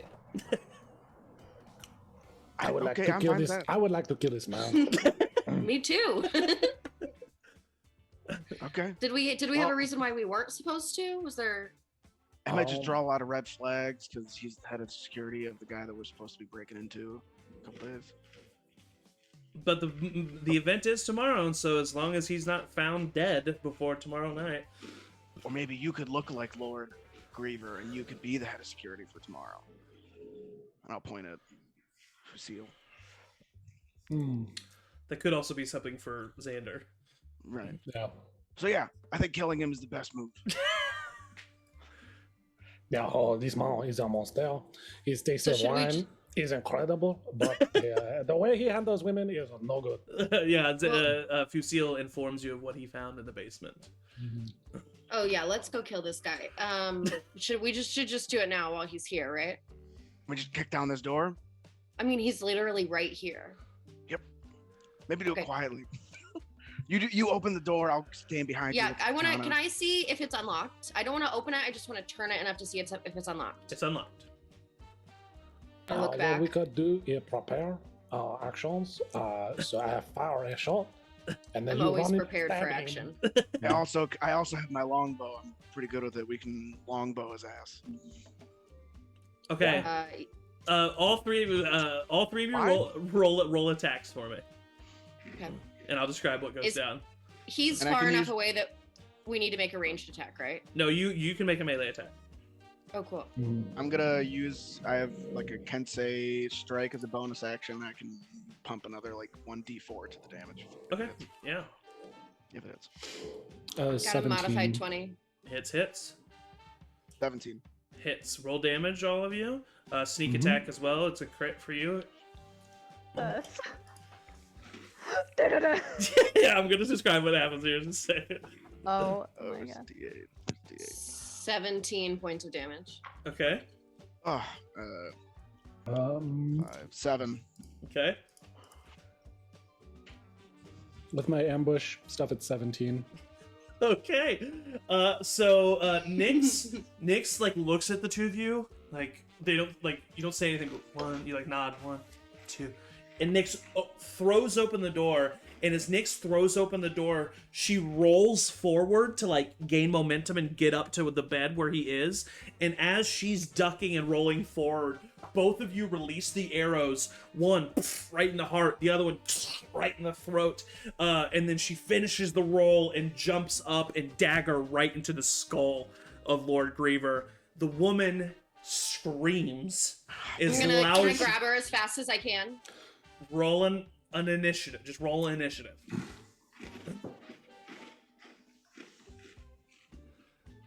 A modified 20. Yes, she goes, "Ah!" And she's like, she gets out like a syllable, and you're able to. It could be. Luckily, I mean, with the stuff that goes on in this room, it's probably not going to be noticed too much. Let's go. Shh, shh, shh, shh. She, and you just see like tears, immediate tears. If I move my hand, are you gonna scream? She looks at you, looks over at the dead body. Make a persuasion check. No love lost for him, but still a scary moment. I also have my like point my katana at her. Okay. Come on. Someone's not a paladin anymore. I rolled a 10. She just nods. That she's gonna scream? Oh, I thought you said no. So she shakes her head. Okay. And I'm gonna look at her before I lift my hand and say, don't. I'm gonna lift my hand. What's your name? Matilda. Who are you? I'm just a girl. I'm nobody. I won't tell Were you- anybody anything. Were you in the cellar with the other girls? Yes. Please don't hurt me. All right. Are they okay? My sister was there. Are they all right? They're okay. We got them out. We will get you out. You got them out? We need you to stay quiet right now. Okay. And I'll look back at the other two. Where did you take the girls? Where did you make sure they got? Oh, just about the back the gate. We put them over the wall. Do you think that you can get her out while we hide this body? Oh. All right, this way. You very what's his name? Princess Bride. Yeah. But like very much Inigo like Montoya? yeah, just no, like the prince. Yeah. You just like very charismatically, very just like heroically, just like take her. And you reunite her with her sister as they were all waiting, kind of in an alleyway. They had informed you that that's who she was, and you reunite them. They thank you so much. They both give you a kiss on the cheek, and just like hug you and thank you. If I have any spare coin to give. Yeah, for sure. Yeah, for sure. definitely. Give them a gold each to make sure that they can find a safe lodging for tonight. That's plenty for someone to find some rooms. And they also have their own homes as well, some of them. But they thank you profusely. And while you are doing that, the two of you are able to search Lord Griever's desks. You find ledgers on the names of the guards, the specific inventory lists of the equipment that they have. You confirm Fusil's surveying about the guard rotations and how it's every other hour and it's 2 pairs. You also see that security is going to be upped for this feast. But you also have the key to the back gate. So you all are able to sneak back out of Lord Griever's manor. Bodies well hidden. Faces remained unseen except for... I want to grab my shirt that fell off the thing. Make sure it's not there. Yes, for sure, definitely. The only people that saw you were people that were very thankful for you. You feel pretty confident that they're not going to say any or do anything. And the rest of you all gather up, joining back up with Pat and Xander as you guys join back up at the base of operations. Victor looks at all of you and says, "So, were we successful in our missions? What about you guys? How, Lord Griever, did you get what you needed?" We had to kill him. Had to. No other option. We have a plan, though. All right, but did you get what you needed? Yes. What? Where's his body? Well hidden. It's gone. Where? gone. In the manor. You guys we like pan back to the cellar, and we see I was about to say, put it in and the we cellar. and we see the floating body of Griever in multiple In a- little Mm. wine barrels. That's what I was about to say. That was my exact point. Ew.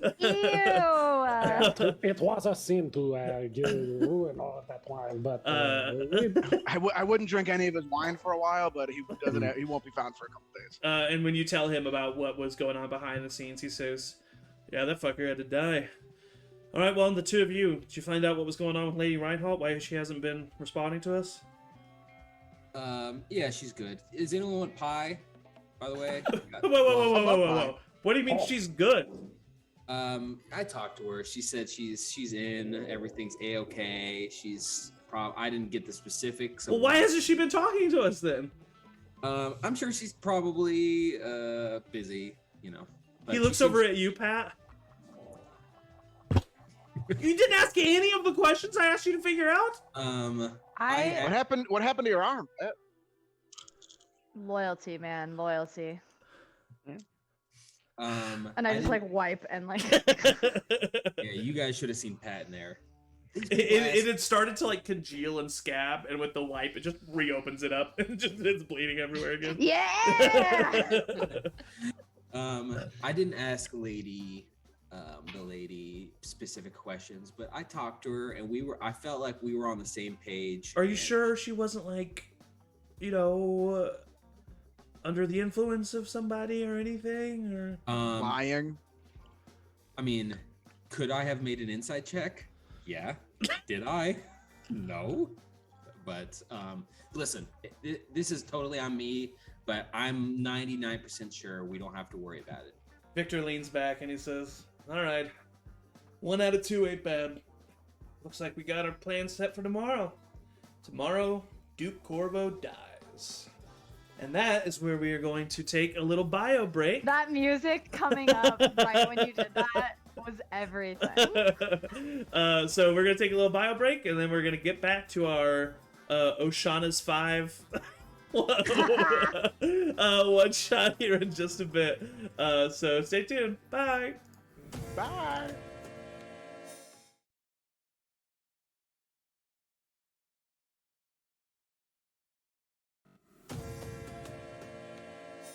That Yeah. we probably jumbled the system. We thoroughly fucked that up. Dun, dun, dun. Zach is doing his best teacher impression. I'll wait. No, wait it's for just, everybody to it's stop. just that we're live already. Are we really? Yeah. Now we're definitely. Let me go. Hey, welcome back. We're back from break. I tried to get us going live when they were singing the "You All Ready for This" song, but I was too slow. Welcome back from break. Starting off where we left off. It's the next morning. Victor brings you all around the table, tosses Barry an apple, and then he slams this down onto the table right here. what? And he says, "All right, I put this together based on what I got from Fusil and what we got from, Wow. the perf." That is shit. Yeah, it took me forever to understand that he was trying to say that the building was U-shaped, but it is. So this is what we've got. We've got a U-shaped manor with a gate all the way around it, as you can see. At the front gate is an actual building. It's like a little front gate house. I'm assuming it's where the guards are stationed. I bet there's even a little mini barracks in there. And just some, probably their armory. Then right past that is the courtyard with the large fountain in the middle. When we get there today, you'll see, as Fusil pointed out, that there's seating and tables to the right of the fountain, and to the left of the fountain is where the workers and the food prep's happening. Then in the center of the U, on the second floor, there's a large balcony, and underneath that balcony is the stage where the main nobles will be sitting and where Duke Corvo will address the audience. Meaning, if Fusil wanted to be on the roof right above the stage, that wouldn't be able to happen. You'd have to be on the side because of the balcony above. And then in the back, even though it's not listed, there is a back gate that leads into the back of the manor itself that you now have a key for.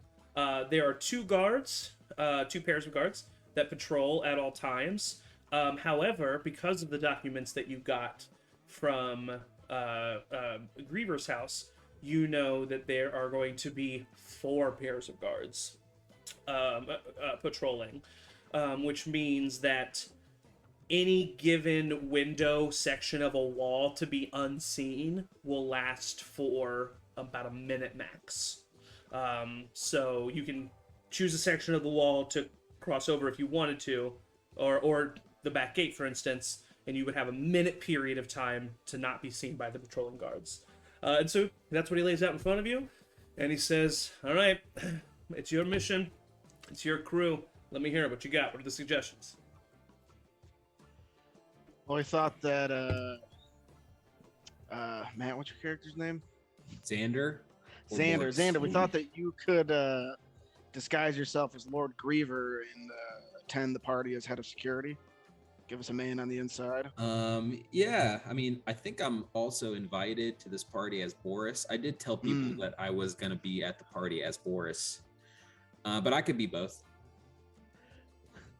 Laughing. You can handle being two Well, people. well, I will say, you have never seen Lord Griever, so it would be harder for you to be Lord Griever. They could describe the way he looks, and tell you, and you have Mask of Many Faces, so you can adjust disguise self however you want. So they could tell you to tweak things, but it wouldn't be as spot on as if you were to be Boris.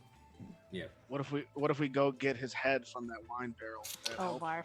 I mean, that is definitely an option. I could. We can go in through the cellar. I disguise self to make myself look like Or that, yeah. Griever, Ah! and Maybe a then, little and waterlogged then at this Boris point anyways. can, or Matt's character's name, Xander. Xander, could copy me. I mean, that is an option. However, I will say that means we lose our sharpshooter. So you got to realize that in order to get into this event, you're going to be checked. They're going to be looking for weapons. Speaking of your spell, the Boris that you chose, does it look pretty similar to you? Because if they touch you, and they'll feel what's really there. I mean, unless they're touching my ears. Okay, good. Oh no, they probably won't. I'm just saying, Think was he we're the same? okay. Was he the same physical size as you? Yeah, same Yeah. same size. All right, well then you Well, should fuck 'em be up. you should be good. But yeah, they're gonna take any weapons that you have. So if you're walking in Well, disguised, If we are in with the head of security, I think we might be able to get a couple weapons. good point. Good point.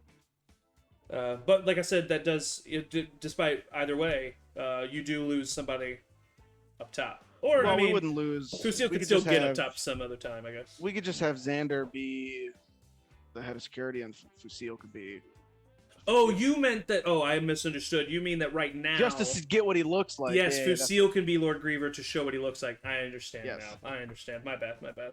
See, this is why I'm hiring you guys. And that's why Yeah. you're the brains. It worked out. Hey. This is I all in sure am. character. How tall was the top of the building? It's 3 stories. The manor is 3 stories About tall. 30 feet Yeah, about 30 feet. Yeah. Yep. for reasons. Yeah. The very the roofs are pointed at the very center, but if you go to the very edge of the roof, that's 30 feet. 40 feet if you go to the very center of the roof.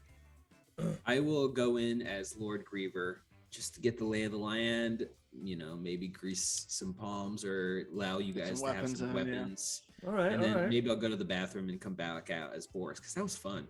Yeah. Hey, I mean that's not a bad idea either. I Yeah, will that's say. good. Yeah, well, I mean, if he's head of security, they're not going to frisk him. Because I was going to say, well, you just got to be careful as Griever, because he is bigger than you, so you can't run into anybody. Gotcha. No problem. Just to get us some weapons and get us. For sure, no, it's a good idea. All right, so Yeah, I we need know weapons. that the dinner's going to happen, and before dessert is served is when Corvo is going to address the audience. The rest of the time, he's going to be at the main table, which is also, according to Griever's documents. On either side of the balcony, there will be a set of guards, and there's also going to be 2 pairs of guards within the court just patrolling the party itself. He's speaking before desserts. I don't know what the desserts are. I didn't get that intel. Do we know anything about the inside of the house? Are there guards posted on the inside? I would assume so, but we don't know. We don't know the lay of the land. Something we maybe could have gotten with Lady Reinhold, or, We could lure him information, but- inside and try to separate him from everybody else and then take him on away from the guards. In my experience, that always works. I will say, I mean, wherever he goes, he's going to be accompanied by guards, so just be prepared for a fight. Right. Less guards. Hey, Victor. Yeah. You seem hung up that I didn't get more information from the lady. Oh God. A little bit, yeah. A little bit. Okay. I will go up to her immediately, and if this helps you out in any way, I'll figure out where she was. Don't worry about it. Hey, listen. I trust you. That's why I hired you. All right? So if you say that you don't think we need to worry about her, I believe you. Yep. Just so I know, by the way, what kind of person is Lord Griever? Like, just so I can, behave. Very bad. Pretty bad dude. A leche of a man. Got it. Sorry, what? A lecture man? A leche of a man? A leche of a man. Trace Ah, leches, no, man? What language? A monster. Hey. Oh, A mustard? Oh, no. All right, hey, you're being rude. You clearly said monster, all right? I can only turn into humanoids. He's the type of man who would keep a bunch of innocent women locked in a cellar. Ugh, Oh, ew. Ew. Yeah. asshole. Wow. That guy had to die. Had to die. Glad you cut him up, Mario too. over Glad you cut him up and put him in wine barrels. I think that's great. I'm I cut totally off on his board head. with that. Anyways, yeah. Good. Shirtless? So, Weird. You cut off a man's I head didn't want to get shirtless. blood on my nice I shirt. get it. You're the brains. Such a nice shirt. It was a really expensive shirt. It was one of my favorite shirts. All right, so plan. And for some reason, the only black shirt I packed. That's the I have the only suit. That's it. You got navy blue now. I don't have an undershirt under this shirt, so it's just like weird having a dress shirt right on my skin. It might throw me off later, but so I'll go around the back door with the key. Who's coming? Team back door. I'll come Team backdoor. team back door. All right, so Nix and Barry, team backdoor. Are you gonna accompany? Well, I mean, I guess he won't be Boris. So what are you gonna do, Pat? You're. Just take a second. I know you're thinking. Words are bad for you. Yeah. I don't really have a spot, I guess. I mean, I could go in. could as I be with Boris. Griever as like I don't see part why of the not. security and like infiltrate some guards? Griever. See if could I get can take anybody them in. out. That could be a good idea. Mm. Actually, I might- that could be a really good idea if you guys could somehow make it seem like Pat is one of the guards. Yeah. And New then guard. Yeah, can somebody cast something on me? I don't have any. Oh, you could somethings just to be cast. yourself. Nobody knows who you Well, are. but I was there yesterday, and I I cashed have a myself in disguise front of kit. everybody, so they might know. Mm. Or Should we put some remember. blush on you? Pretty I will memorable. say you're can't you be putting the a same lot of person? faith into noblemen. They probably wouldn't even recognize you if they saw you right now and had I a mean, that's conversation cool. with you. If And they you got a new won't. job as a guard today for the party. Yeah, I think you're. No, I think that's a Yeah. great idea. Good idea, Pat. So, Okay. all right, so Well, you'll. no one's ever said that to me before. Oh, I'm sorry about that. Pat, You wanna talk hey about Pat, it? look at me. This Sorry, is the safe what? space. Pat, look at me. I don't That's know that we a have good time idea. for that right now. It's not your fault. It's a good idea, Pat. Okay. I'm Okay. sorry, Pat. His voice cracks just a little bit. He's like, "Thank you." Okay, back to business. All right, so team front door will go in through the gate in disguise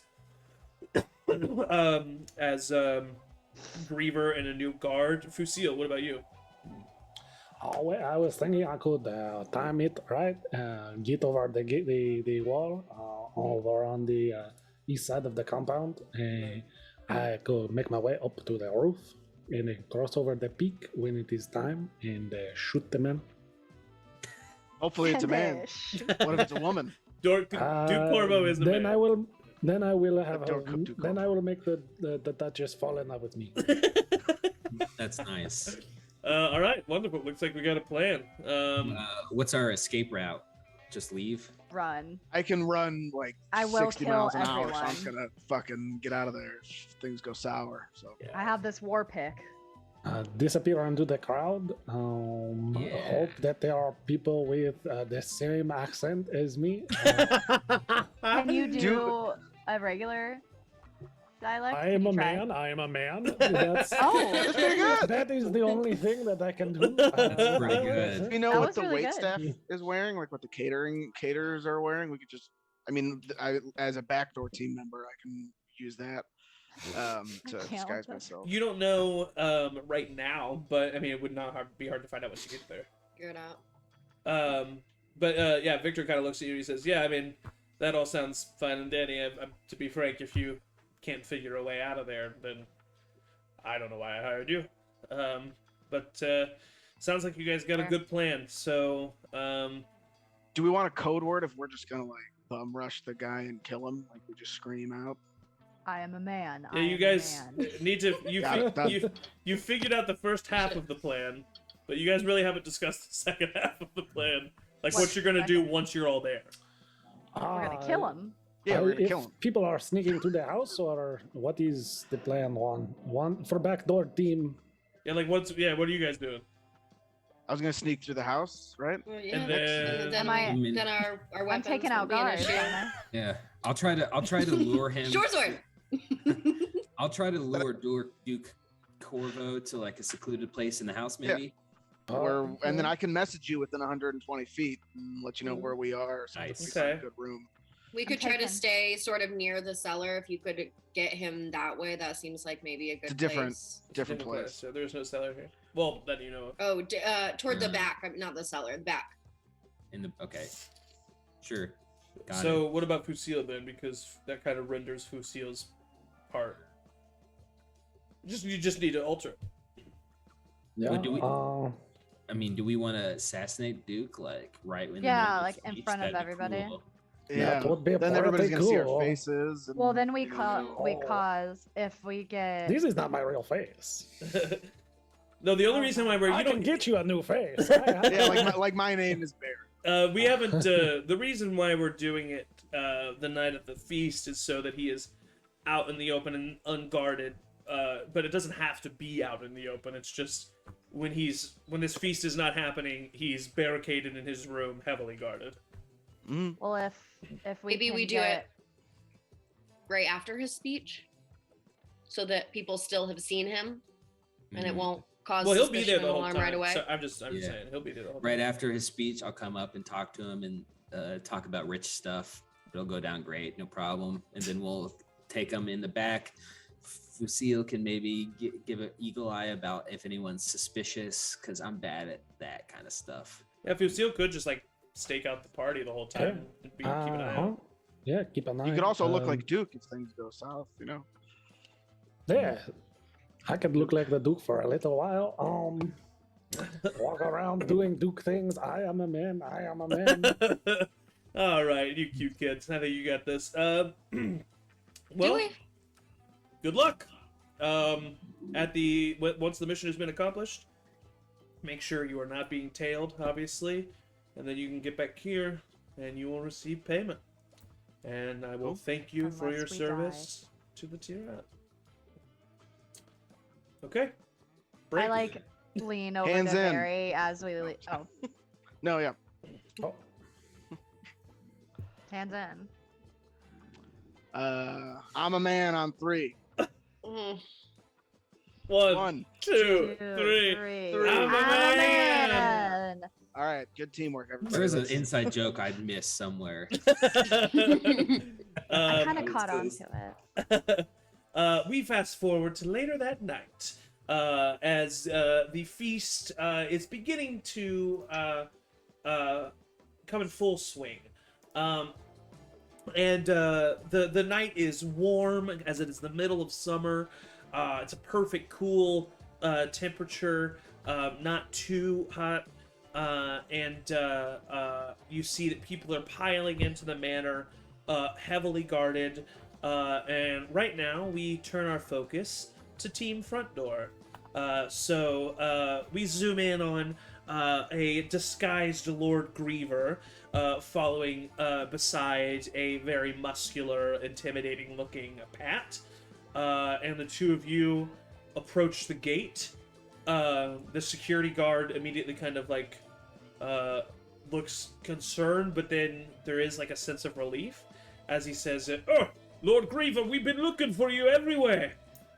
Yes, I am Lord Griever. I'm here for the party. I'm upset. All right, we'll go ahead and roll a deception check. Pat kind of goes like, but like tries to keep his face really like stoic, but just a little bit of the lip, just like. Yeah. 22 deception.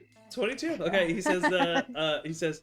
Oh, I can see why you late. Your throat must got a little sickness. I'm sorry about that, but sir, we need you here. You know, we need your help running things around here. Yes, you do. I got all my women back in my place. Sir, No. sir, I know you don't really got to talk to me about that. You know, kind of a Okay. don't ask, don't tell situation there. But who's this? This is my new guard. A great guard.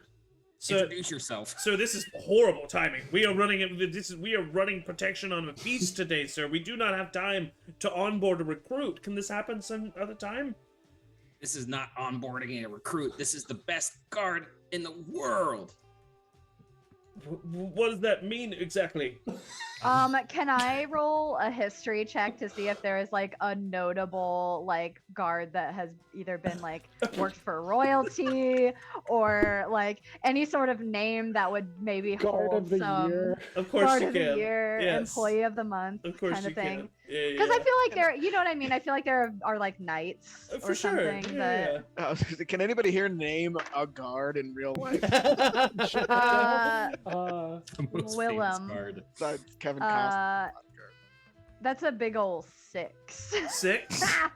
So Yeah. no. No, you do know. You know that there you don't know of a guard specifically, but you do know that here in Newvenberg, the Crimson Guard is very well known as like potential trainees for Behoff and their special militia.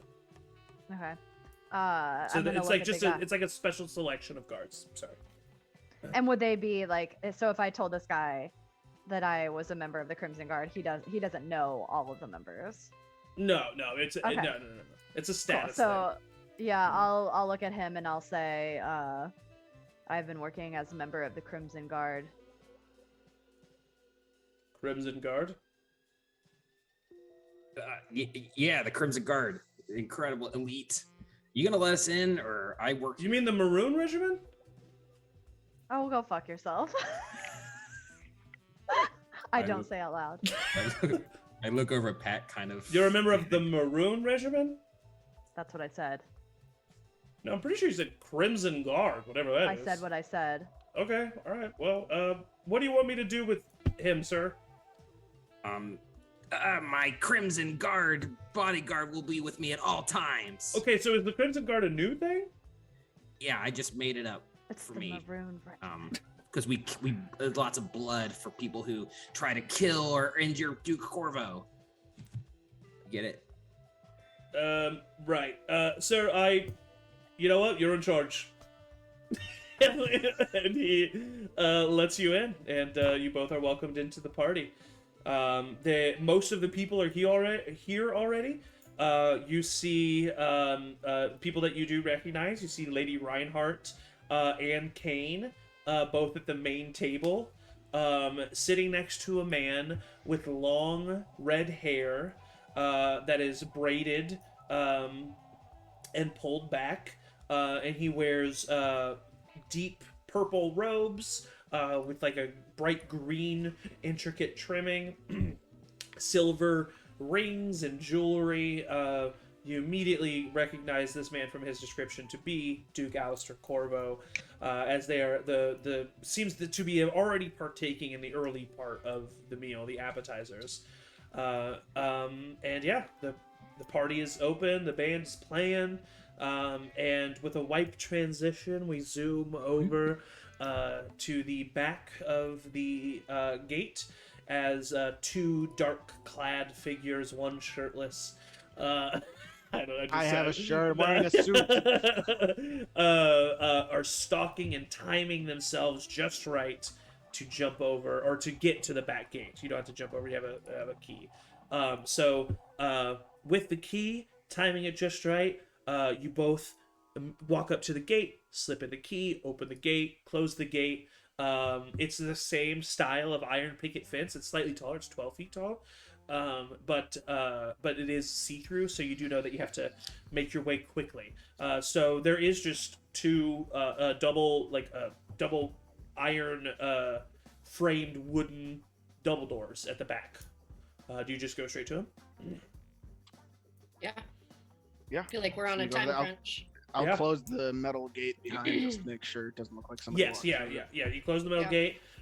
You walk up to the door. As you approach the door, you hear the workings of a bustling kitchen on the inside.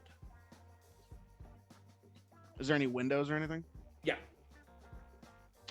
You kind of have to Can I like. see- It's like the double doors are like up like 3 steps, so you kind of have to like stand on the steps and like lean over. But yeah, you can look inside. What are they wearing? Mhm. You see what they're wearing. Yeah. Is it something that I could easily like replicate quickly if I'm Um, wearing like a suit? If I take For off like sure. the If jacket, you're just if you're wearing a suit, basically you have a suit that's more like has long tails, which is more of a like a fashion kind of a thing, and they're wearing suit jackets without tails. The servants, so you just basically you cut off the tails of your suit, and also kind of like they have ruffled collars in the center, so you don't have a ruffled collar, but you can like wrinkle it up and like squeeze it and make it. I mean, you can look passingly like a servant, but if someone's gonna walk up to you and or compare the Right. two, for instance, yeah. Well, I mean, I could at least walk in as like a guest or something and be I don't know. They might not even ask me. Just kitchen crew. Just walk in there and walk through.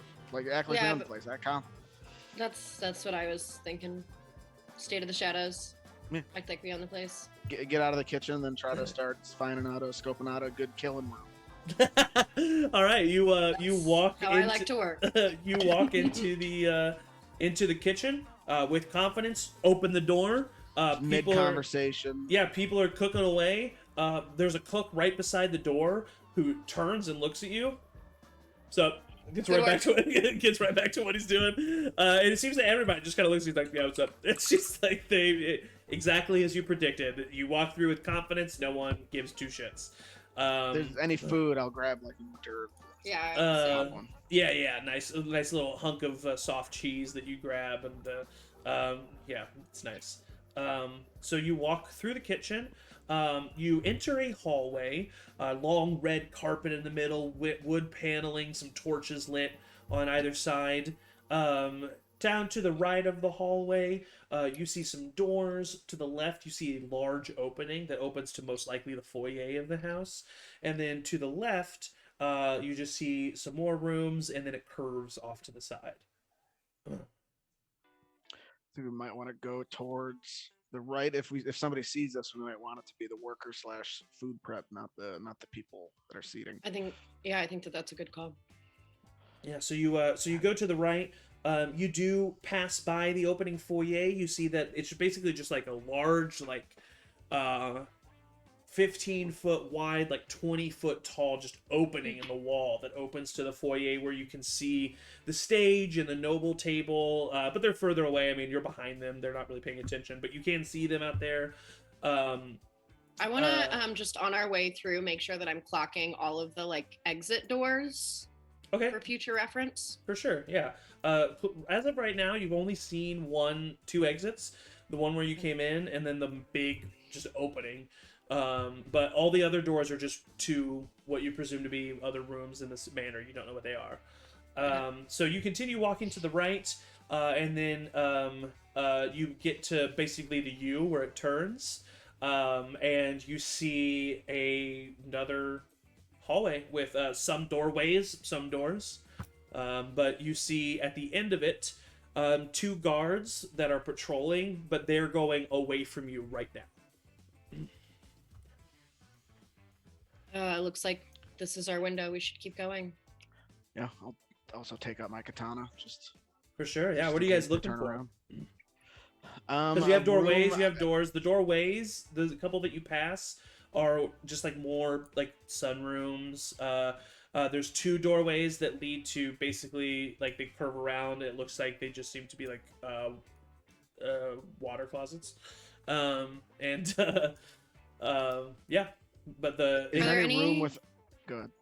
Are there any doors that seem like they're like maybe like a master bedroom or like a larger, more important room of some sort? definitely not on this floor. No. Okay.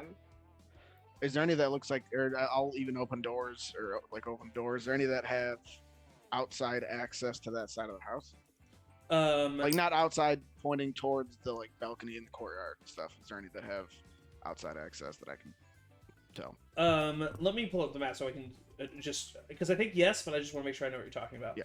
So like on the W of workers, like a door Yeah. there, like a that would have like a window there. Something. So my idea is to have him come directly into that room if we can.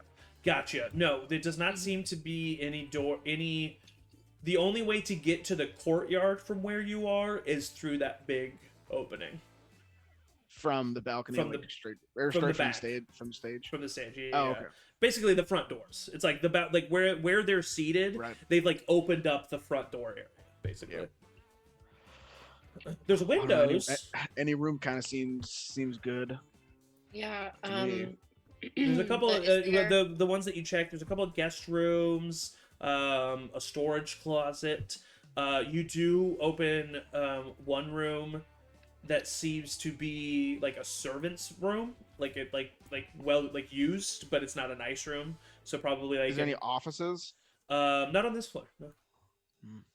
Do the guest rooms seem to be like unoccupied, or does it seem Yes. like there's people who are staying there? The guest rooms seem unoccupied. Trying think to the think of guest a room that we could rooms- plausibly get him to go to, though. That's Why would true. he be pulled away to a guest room? You would Maybe think if we that go you- upstairs, yeah, there's an you- office or something. You think that the probably the more pertinent, which would make sense, they're harder to get to, Yeah. easier to defend. The better rooms would be at the top. Well, let's keep looking then. Yeah, well, we'll try to find some stairs Um, upstairs. okay, yeah. So as you guys continue to look, we cut to Fusil. As you are, you're gonna try to jump over the gate on the east wall there, or do you have another thing that you're trying to do? Yeah, clocking to see whether or not it's got any guards coming, but if this is an empty area on that east side, hop on the fence and then looking for a place to either climb or I've got another way. I can Ooh. teleport, basically misty stepping Okay, up gotcha. 30 feet. So Let's make a acrobatics check to get you over the fence.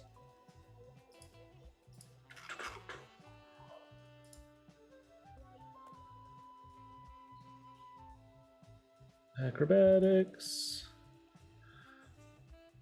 Natural 20. Of course, it doesn't need to, like, on the simple checks. I know, It's like, but because goes of that natural 20, very badass.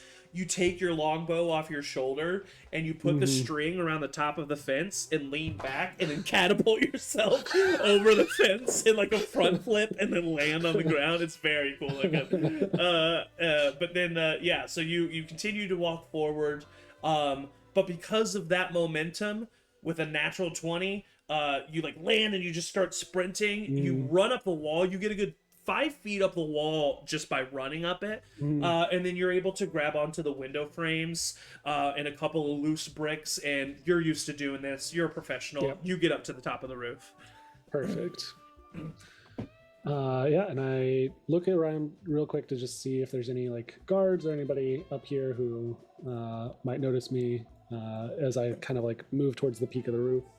Yeah, so go ahead and make a stealth check first. Yeah.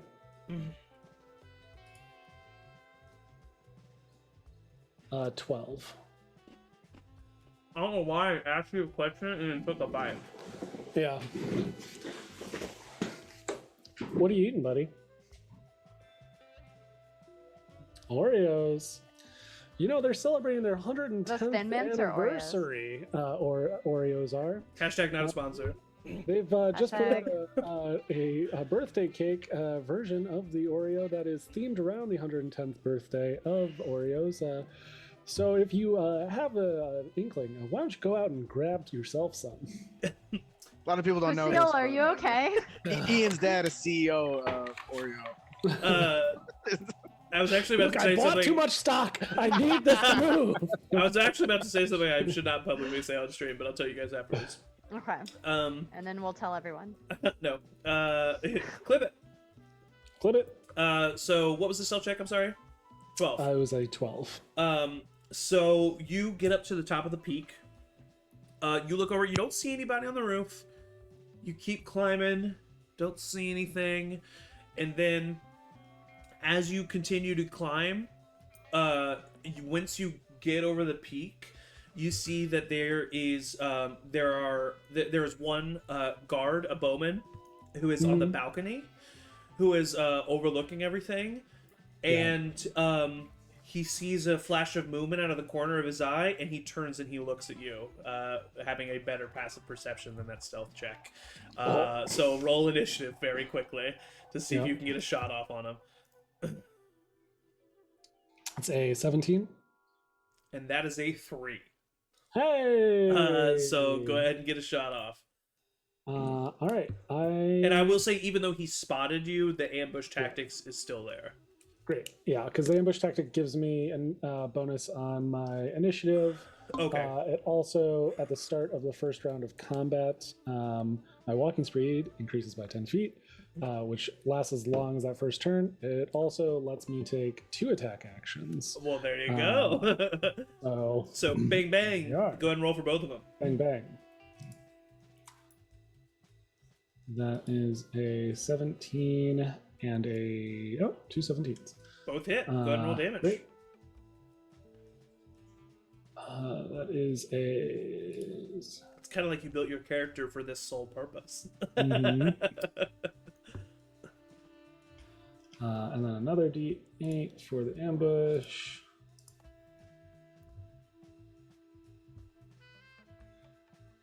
I just like I 18. like to imagine an orc over on the corner, just like 18 damage total. 18. Yeah. 15 was his hit points. So you he turns and he spots you, and you just instinct over action. You don't even know that you're doing it. You pull an arrow out of your quiver, pull 2. You just take both of them back, release, just right eye, left eye falls onto the ground. Nice. You breathing just slightly heavy. That was a close call, but you're good now. And you're able to look down, and he was the only person that had kind of an upper view of this whole thing. Sure. So now it's your playground up here. Great. Doing a quick check, just scoping out and doing a primeval awareness, which gives me a sense up to a mile for any aberrations, celestials, dragons, elementals, fae, fiends, or undead that are present within the area. Who knows what kind of chaos might ensue at this party? Just need to double check. I get it.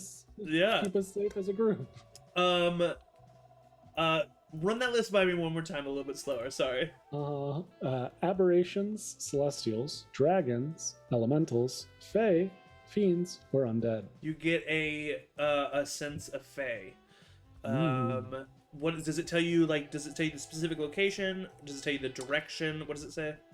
1 mile. It does not reveal the location or number, but Okay. There's a Yeah, strong.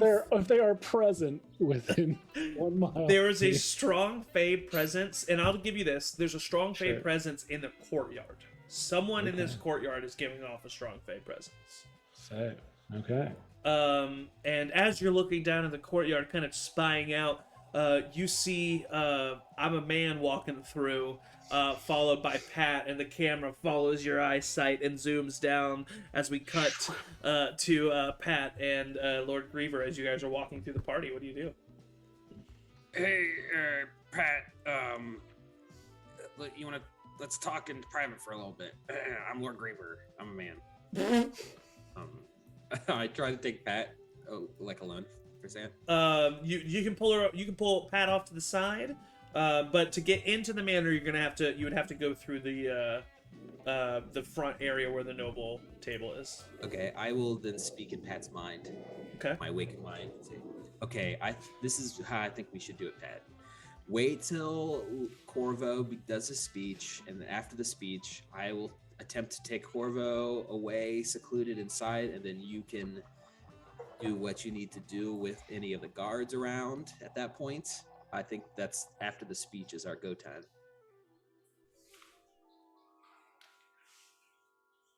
You're muted. Okay.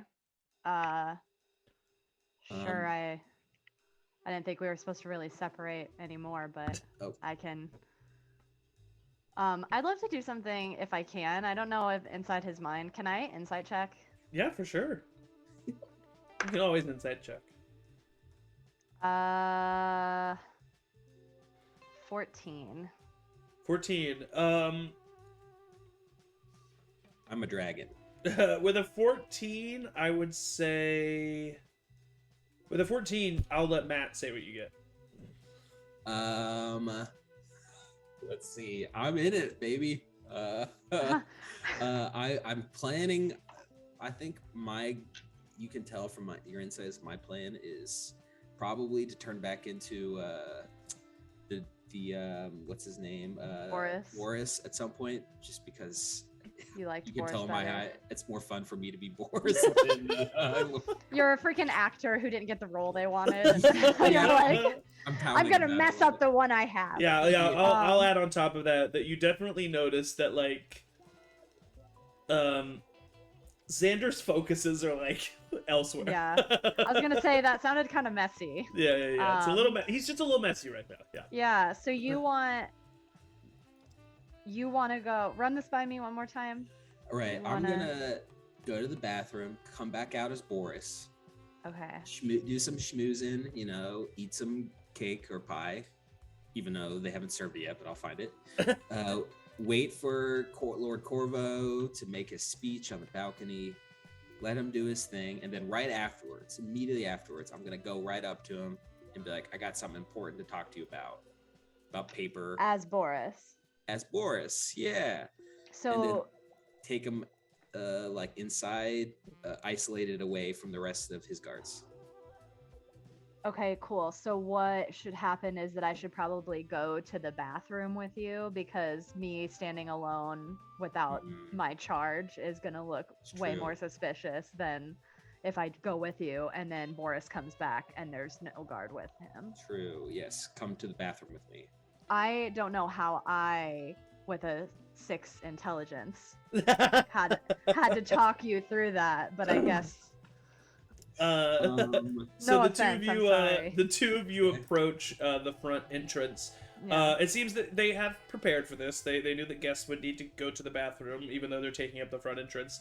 So even though it's like 5 feet away from the main table, so you're passing by the main table, but there is a guard in between you and the main table. And then as you approach, the guard, like, he knows why people keep coming up here, and so he moves to the side. You are able to step through, and then there's literally there's another guard right inside, and then another guard on the far end, standing like further away, standing in front of what the bathroom is. So it seems that But they're like not in the bathroom. not though. in the bathroom, in front of it. Yeah. Okay. As I pass by the table with Corvo, I just kind of quickly wave and say, "Hey, it's me. I'm Cleaver. I'm here. Just wanted you to know, I'm not dead. Checking in.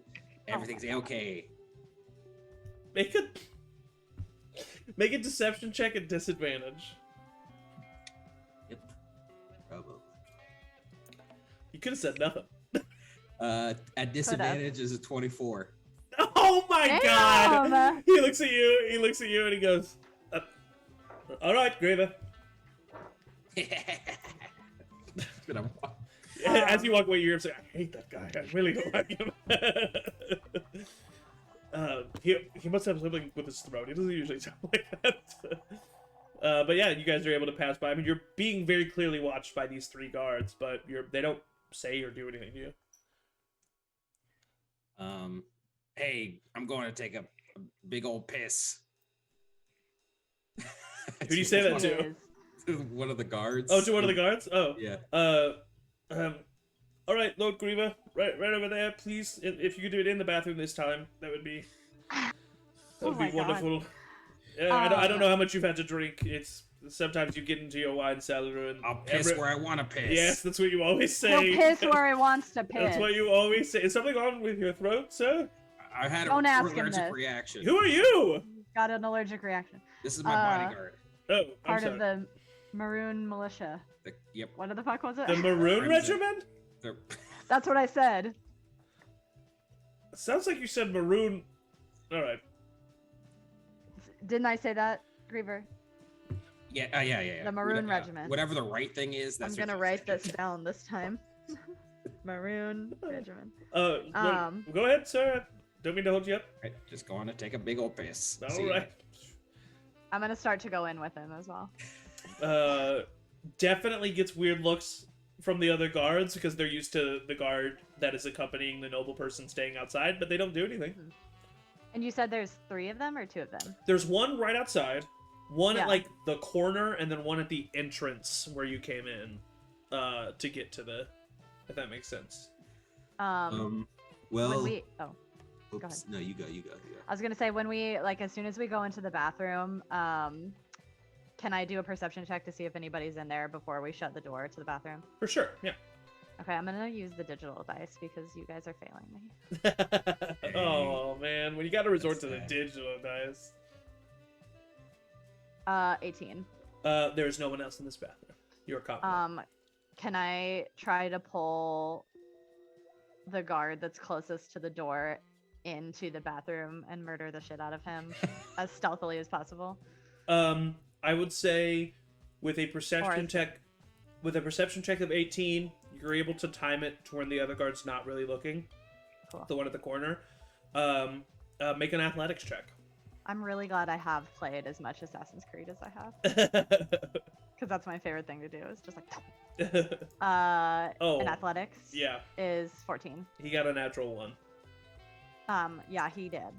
So he yeah, did. so you pull him into the bathroom. Oh, he kind of grunts. And With a natural one, he Dagger. pull him in. He falls, kind of slams his head on the ground as you pull him in. He takes 2 points of damage. I want to pull out my dagger and just slice his throat, murder style.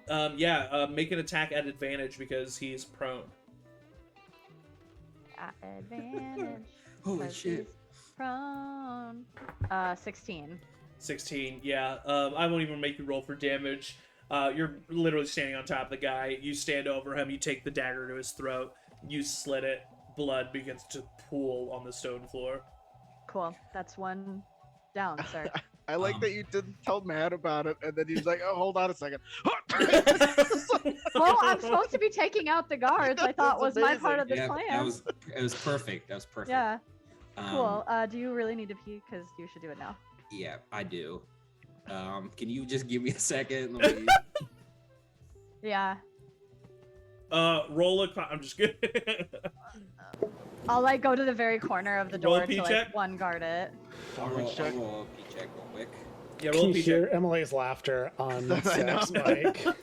I rolled a natural heard it too. 1 Constitution saving throw. It sounds like you got a UTI. Okay, so Is that a P check? I wasn't gonna make you roll, but because you rolled and because you rolled a natural 1, as you are trying to get your pants off so that you can go to the bathroom, you piss your pants.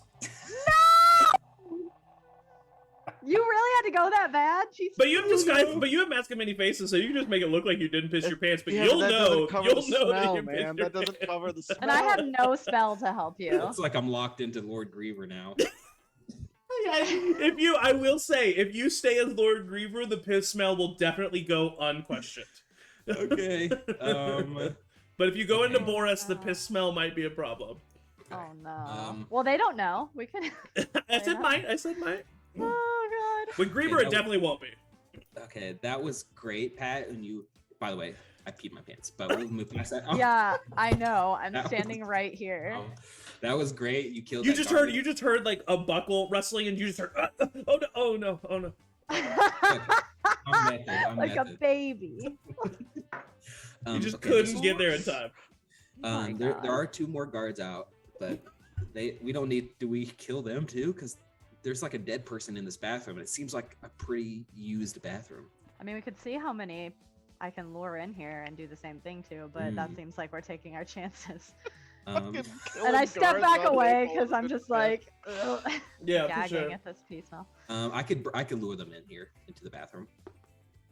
Do you need me for that, or should I? Where Um, do you want me to be for this? I would say just stay here by the bathroom, and then I'll lure them in, and then you reach out and grab them. Okay. One at I- a time or both at the same time? I'm gonna try 'Cause- one at a time. Yeah, I walk back Okay. out. I try my to God. isolate, if I can, one of the guards to talk to, if they're separated. You open the door to the bathroom, and you look down at the guard at the corner, and you just kind of like wave, and the guard like looks confused, and then starts to walk over. Hey, you know how you said don't piss on the floor? No, no. So we just had. Also, where's Greg? You gotta see this. Greg! Greg try to help me. I told him not to, and he starts to walk into the bathroom. Pat, in your head. I'm gonna grab him. I'm gonna try to grab him. All right, roll an athletics check. Oh no. I'm scared. Oh, I'm not too scared. Dirty 20. He got a Nice. 19. Shut Oh, up! yeah. I'm not lying. So yeah, you grab well. him and you put your throat over his, your hand over his mouth before he can yell. What do you do?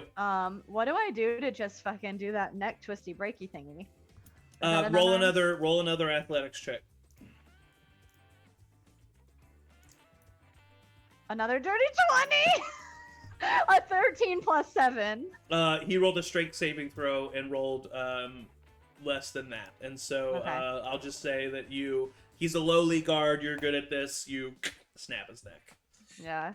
I kind of want to, can I just, for the visual, I want to have had my hand around his throat or his neck, whatever the fuck mouth this is, Yeah. and then just slit it and like flexed and it just snapped his trachea. Yep. You basically just like gun show, and his neck Oh. is, his neck Okay, is cool. gone. Being strong is fun.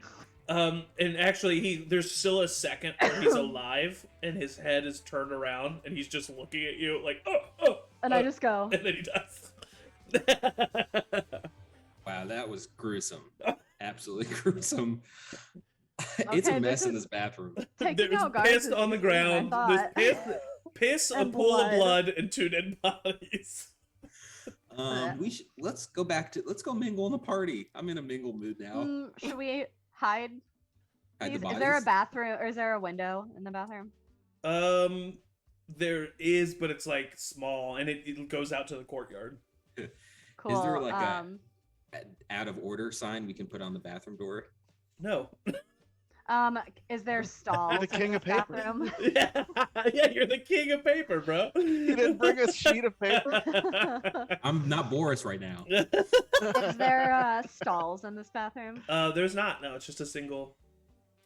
It's not a. Cool. Walmart. The guy that has his neck broken, I'm gonna just do my very best to like prop up on the toilet, Okay. and make it look like he just died, Oh, okay, a yeah. la Elvis style. Yeah. And then the guy with the blood. Head is fucking um, turned around. Yeah. Don't And then question the that. guy- That's how Elvis died. The guy with the blood neck, I'm gonna move like close as well to make it Okay. look like there's like a scuffle. At least try to hide that it was like. Yeah, Maybe. make a survival check. I weirdly have advantage in this, or proficiency at least. That's not that weird. You're a barbarian. 18. Okay. You don't accidentally make it look like two people died while one was giving oral sex. I definitely don't do that. You don't do that. Okay. I mean, unless Is you that wanted sarcastic, to. or because now I don't kind of know. do. I mean, if you want to, sure. I was just trying, like, I was seeing if you could. Razor dick. You said you wanted to make it look like a scuffle, and I preemptively decided that if you failed, it would look like sexual acts. Cool. No, I'm not gonna do that then. Okay, cool. So yeah, it looks like a scuffle happened. It looks like these two dudes fought. To the passing eye. Cool. So yeah, you guys are in the bathroom with two dead bodies and blood and piss. Okay. And as I you're wish I was magic. in the blood and piss bathroom with dead bodies, we cut back to the two sneaky sneaks who have made their way to the second floor, and have found the master bedroom and the main study. You avoided the patrolling guards. You know that there are two pairs of guards that are patrolling the inside of this manor. You've avoided them. And you have found the location of the master bedroom and the main study. Which one's closer to the stairs? The one that's closer to the stairs is the main study.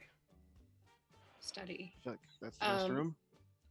Does it seem like there's does it seem like the study door can be like, are there any like windows on the door that you could like see through, or does it seem like once There you are close no the study windows on the door. it's- It's actually it's a 3-story home, but it's only 2 stories. All the rooms on the second floor have very high ceilings.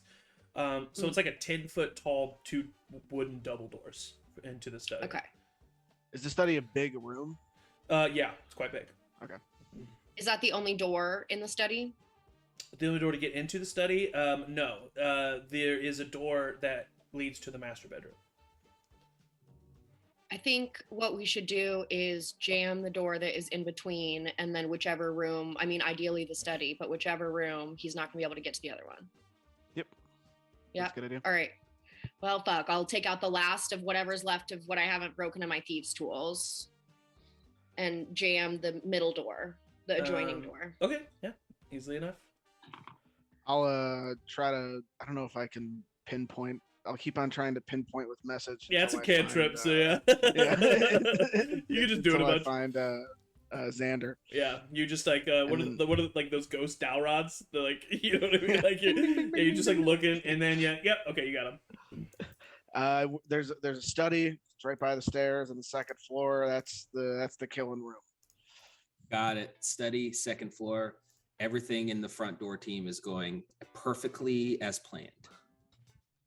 Everything's going really well. Right. What do we know, like how far we are from him making his speech? Time-wise? Probably not very far at all. Are we still waiting until after the speech? Is that what we decided with everyone? Yeah, I think that was the go time. He's gonna pull him after the speech. All right. Well, while the two of you wait in the study talking about what to do, we I'll also be stealing any valuable like gold and like I'll just be taking. Okay, Oh, same. I'll make you roll a check at the end to see what you can come up with. Xander and Pat, do you guys leave the bathroom and head to the main courtyard? Yes, I leave as Boris. Yes. All right, I love it. wonderful. So you leave as Boris. You come out and you pass by the front guard at the very entrance. He turns and looks at you, and he doesn't question you, but he does remember Lord Griever being the one that. And then he looks at you, Pat, and he says, "Where's Lord Griever?"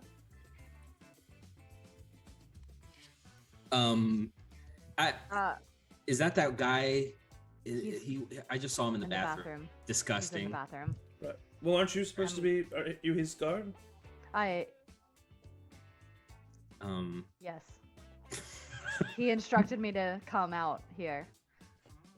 I wouldn't worry about Lord Griever. He likes his privacy in the bathroom. It's the Um, one place I'm not allowed to follow him. One of you make a deception check with disadvantage. Who has better? I would assume Matt. Probably I Matt. have +8, so I think Yeah, probably you should do is. it. 15. All right, let me roll insight check. Wait, I came out with you? Why did I do that? Oh, geez, did you? I mean, you could have stayed in the bathroom if you wanted to. I guess I just. I thought I decided was for going you. to. Sorry. Oh, okay. You're just gonna stay in the bathroom. Well, cause remember we said that if I came out with Boris, it would look suspicious than if I I stayed did wherever not- Griever was. I did not hear you say that, but that's totally fine. So Oh, yeah, okay. you just chill in the Can I bathroom. just do that? Sorry. No, you're fine. I mean, Um, I'll do whatever, but no. if that's you're what fine. I could do. I just don't know what you're gonna do in the bathroom, but I just feel bad for you. Well, I'm gonna like once he leaves and like I'm gonna go sneak out. Gotcha, I'm gotcha, just gotcha. not gonna be with Boris. For sure. So yeah, easily enough, you're able to. With a 15, he's like, okay, he must have. Yeah, I must not have seen him enter. And you're able to walk by. But he does kind of scowl at you. Ew. You must not be rich. And I'll walk past him. I must not smell like piss. He says. I don't say anything. So you keep walking, and yeah, you're in the party. What do you do? Probably about 3 minutes past Pat. You feel pretty confident. No one else is coming. Cool. So where do you go? The guard. Am I in? Yes. No, you're good. The guard that is stationed right by like the entrance to the hall to the bathrooms. Mhm. I would love to like again. He's standing do the... right next to the noble table. Oh, okay. Yeah. Maybe I'm gonna let him go then, and I'm just gonna go. Is there another door out of the hallway into like the main part of the house? Or There's another not, part but of the house. there's not, but all of their attendants at that table and the guard at that table is focused out towards the courtyard because, as far as they know, there's guards inside. They're not Yeah. worried about anything from the inside. So you can just sneak past them and go wherever you want to go. Gotcha. Because my goal is to just take as many guards out in the house as I can to like. Okay, so leave go ahead and roll space a for. go ahead and roll a stealth check for me. Yelp. I've been doing it good with these digital dice. So I'm gonna have to do like a seance or something before. Okay, that's a nat 20 plus 5, 25. Woo! Yeah, easily enough. You are practically invisible. You go down one of the U's on the first floor, and you see a pair of guards heading away from you, about 10 feet away from where you are when you turn the corner. No one else around. Is one of the guards closer to me, or They're like, walking right beside basically- each other. Yeah. I would love to. Oh God. I'm gonna do it. I'm gonna go walk up behind one of the guards, and just dagger him right in the. Or no, I'm gonna go a little bigger on this. I'm gonna. How big is this area? The hallway's about 7-8 feet wide. Okay, I'm going to 10 feet. sneaky. Yeah, I mean natural 20. They Pull don't my notice you coming up. giant ass war pick out with the pointy end. Ooh, and okay. just slam right into one of their heads. Okay, roll an attack. I'm scared.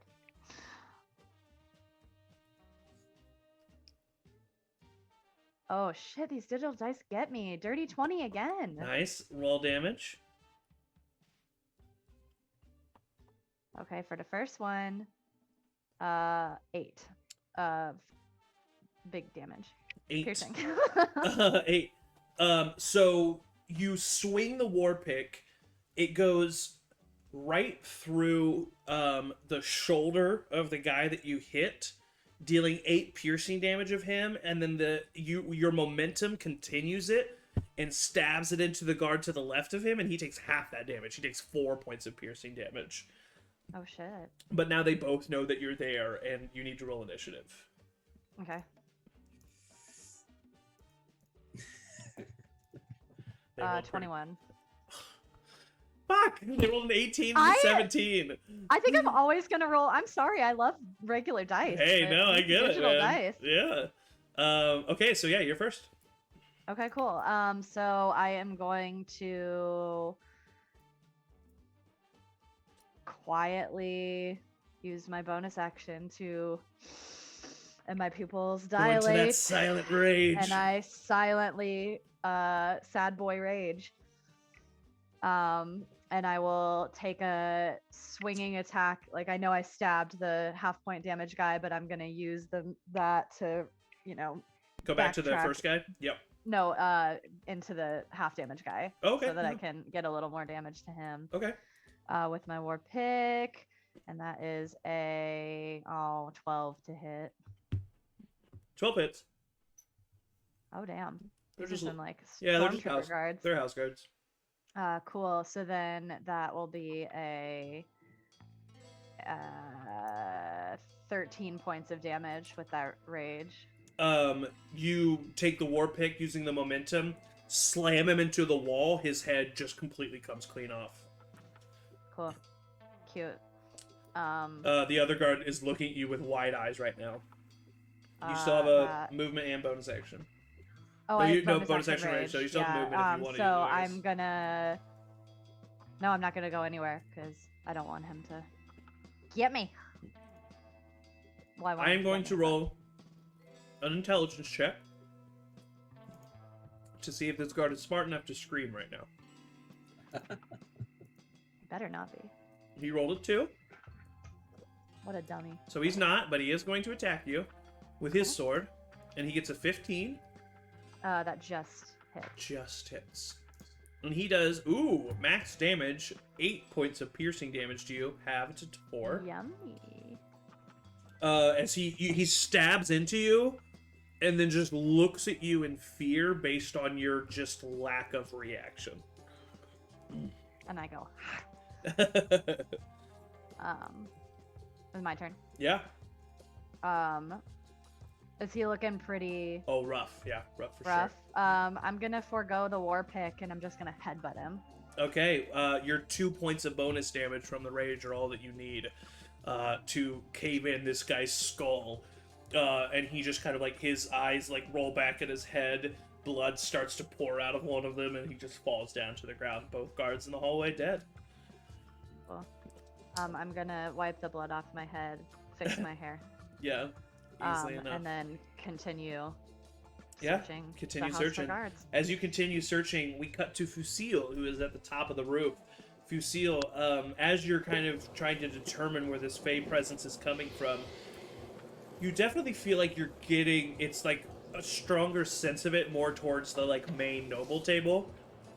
And as you are looking at that main noble table, you see not Lord Griever, but Boris come out of the main entrance with no pat.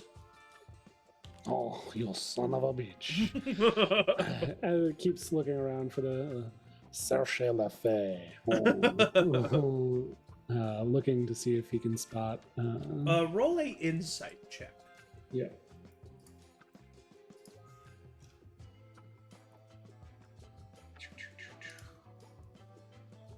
Hey, nat 1. Ooh, yeah. You have no clue, man. Yeah. No clue. Oh. But as you, sorry, go ahead. Yep, no bad.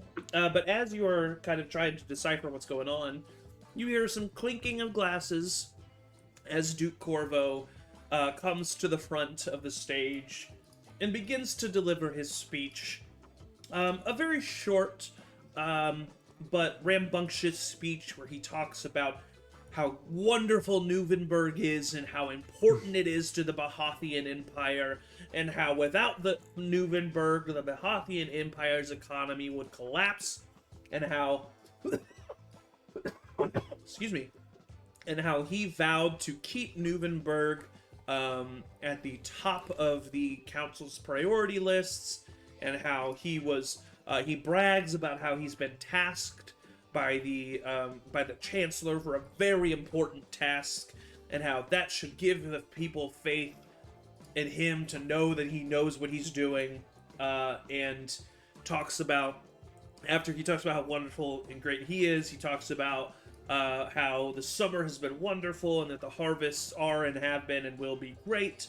and just kind of brings up everybody's spirits and then lifts the glass for a toast. And I will say, the plan is what the plan is. But Fusil, you do have a very clear shot on him. Oh. I'm He my glass. pulls out the bow and lines it up. I'm like, Doesn't take it, yeah. It's probably the smart decision as he then finishes his speech. And everyone stands up and applauds. And Bravo. he goes over to a table, goes back over to the noble table, but he doesn't sit back down. He seems to be like standing there talking to everybody. Yeah, what do you do, Boris? Well, first I want to talk in the mind of the lady, and say, just clarify a couple things. Why have you been missing lately? You don't get a response. Insight check. Go ahead and roll an insight check. Better late than never. That's what I always say. 6. You don't really understand why she's not responding. You know this ability well. You know that she's receiving your message, but she's not responding. And she makes eye contact with you. And then you see her gesture to the guard standing by the table. I will stand up and say so everybody in the party can hear. Okay. Incredible speech from Corvo. Absolutely incredible. Newvenberg, incredible place. I'm so happy to have recently moved here. If anyone doesn't know me, my name is Boris. I'm very rich. I will say with this speech and you standing up, you do notice that the guard that's heading over to Lady Reinhardt has stopped, as well as everyone else, to turn and look at you say all of this. And I just want to say, everyone, can we give another round of applause for Corvo? Just incredible. Everyone's like, yeah, okay, yeah. I mean, it was a good speech. For sure, you see all of this happening, Fusil. Yeah, go ahead. And then I walk over to Corvo, put my arm on his shoulder. And say, you walk over to Corvo, and the guards on the front part of the stage stop you, and are like, "What are you doing?"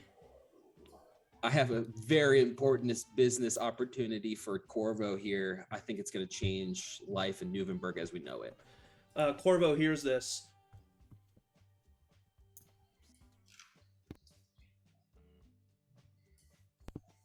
Hold on, I gotta sneeze.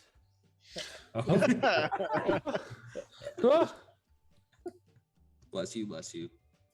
One more. Hello, bless you. One more. Bless you. Bless Gond, you. God bless you. 5. Bless you. Oh, wow. Woo! Can we clip that? That might be a world record. It's not for me. Jesus. Not for me. Important to hold It on to is those. not a world record. No. I think I counted 30 once. Anyway. Did your brain explode? Yeah, I literally We can talk about that. no joke. I pass out and I go to sleep. Yeah. Anyway. So he turns over and he looks at you, and he does seem intrigued, despite how ridiculous you're being. And he's like, "Who are you?" You haven't heard of me. You've probably heard of the product that I've created. Paper. Paper? What's that? Woo! Don't know what paper is. Have you ever had a thought that you were like, I wish I could write this down? On a piece of parchment? Yeah. Of course. Yeah, but no, not parchment. I'm talking paper. It's like parchment, but slightly different. What's the differences? College ruled lines, 3-hole punch, erasable, mass produced. There's holes in it?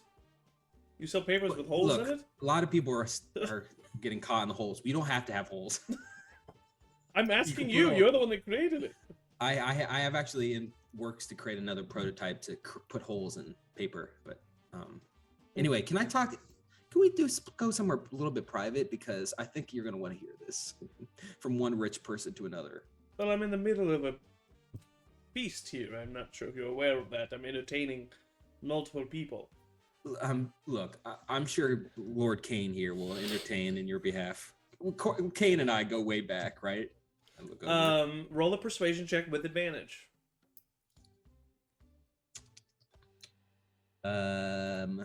20, dirty 20.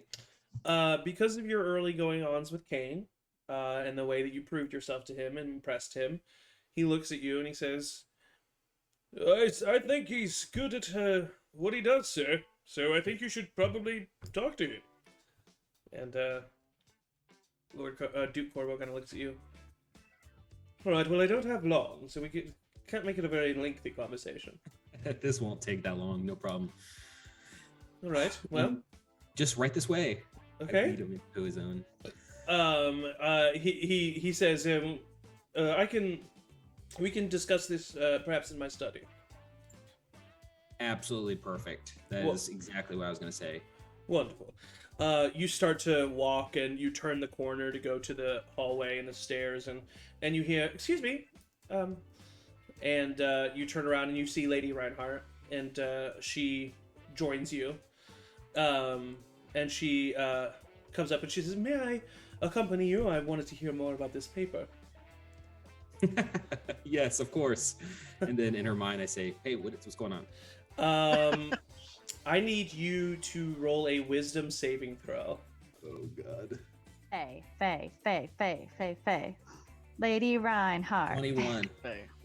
You see her look at you, and her eyes kind of flash with an arcane energy, and she speaks a phrase, and you feel yourself kind of like tense up for a second, but then you kind of release it, and she kind of looks at you. What do? You have like a second to react. I am going to Pee on yourself. I'm going to cast Charm Person on her. Okay. What is that saving throw? DC 14 Wisdom save.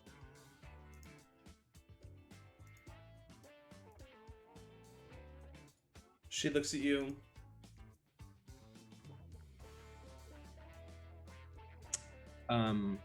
We got this. I'll Duke tell you about Corvo? the paper later. So, This man hey, is here to assassinate you. What? Oh my god. I advise you to get your guards right now. And she takes out a sword from her dress and puts it up to your throat. On your What? knees. Are they still outside? They are not outside. He brought them inside. Where am I? Can I hear this? You are on the other side because you were Cool. on the other side with the bathroom where you just killed the guards. Cool. On your knees. Yeah, I'll get on my knees. Whoa! This is crazy. I'm assassinate. What is going on here? You see a flash of arcane energy as the human form of Lady Rindolph fades into her elven form, and her sword is to you, and she says, Alistair, I'm in love with you. And I have been for quite some time. And when I saw him at Kane's house last night, I knew he must be Tayaroth. They are here to assassinate you. They are the ones behind the caravan attacks. That's not true. And she does He's an almost there. 18 hit your armor class. Yes. You need to make a Constitution saving throw. Do we know the speech has happened yet in the Yes, you hiding do. room? Yeah, and I would assume he, like, because you've been messaging him, he told you, like, we're Right. on our way. Okay. I got a 12 Constitution saving throw. That's a failure. You take 7 points of piercing damage, and then 23 points of poison damage. Oh no, I'm unconscious. As you have been stuck with her poison rapier, and that's What? all that you know that happens. This is crazy. Ouch. Yikes. Do I turn back into Xander? I don't know. You sure do. Yeah, you turn back into Xander. Yeah. So how's it going, Oh, The Xander? spell no. fades, and you are. That you doesn't look good for him. You look like you. Just knock before you enter the door, Xander, and everything will be fine. What do you think's taking them so long? I don't know. They said they were After about a minute of silence, Pat, you turn the corner, having made your way all the way around the back of the house, and you see Duke Corvo and fucking Lady Reinhardt standing over the unconscious body of Xander, as well as two other guards that in the minute that has passed have been called over. Oh no. Can I? This might be a retcon, so if I can't do it, I'm totally fine with it. Yeah. But could I, just after killing those two guards in the hallway, could I have taken one of their uniforms and Sure. like dressed in it? For sure. Cool. So I see that, and I know that I'm dressed in my guard uniform, and I say, "Hi, what's going on here? I heard a." The other guards, shouting. the other guards just kind of like gesture you over. I go. There's been Definitely over. there are assassins in the manor here to kill Duke Corvo. We must get him to the study and protect him. Assassin. Yes. Let's get him to the study. We will get him to the Absolutely. study. We need you to take care of him. And they point Okay, down to this Xander. one? Yes. And I give him a little kick and be like, "What a piece of trash." Yeah. Agreed. Here, let's make sure of it. He takes out his rapier. Whoa, whoa, whoa, whoa! You guys get to escort him. Let me take care of this one. Roll a persuasion check. Why am I doing this? Roll a death save, Boris. Oh, I was like, me? God, that escalated quickly. You Failure. said persuasion. Yeah, persuasion check. A 7. You hear the Duke say, "Do it." And with the rapier entering the throat of Xander, your life passes away, and you are dead. I'm sorry. I I tried. had so much pie to eat. No. So yeah, he looks at you and then he says, "Throw his body away," and they escort Duke Corvo away. Okay. So much to I, give. I play it cool while they're there, but as soon as they're gone, I soften up a little and kind of, bring Yeah. Xander's head, and then go like that because he still smells like this. To die while peeing my And Go ahead and I'll make scoop him up a. Thank you. Hold on just a second. Make a because something might happen in this moment. Make an insight check. Barry. Check. Okay. Proficient in that. 17. Something's up. Too much time has passed. You gotta check in with somebody that's not him. I'll start to ping around. I'll try to get Seal in the roof if he's within 120 feet, or what I know. Fusil is within 120 feet. You do connect with Fusil. Fusil, what's going on? I can't get a hold of Xander. Oh, he was just walking in with the Duke and some lady. That is all I know. You might want to get off the roof if they made their way inside. Yeah, I was going to check in, but I had no way, so I was going to just sit here and smoke until somebody found me. We're in the study. Come meet us here. Oh well. You make your you make your way across the roof so that you can just enter, like you can just like jump down and enter through the window of the study. Perfect. I'm assuming you try Let me know to when to find, open the window. I'm assuming you try to find Pat as well.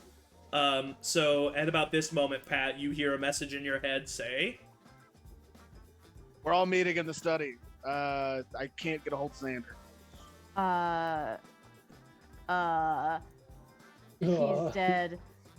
They're on their way up to the study. There's a lot of guards with them as well. Shit went down. Be prepared.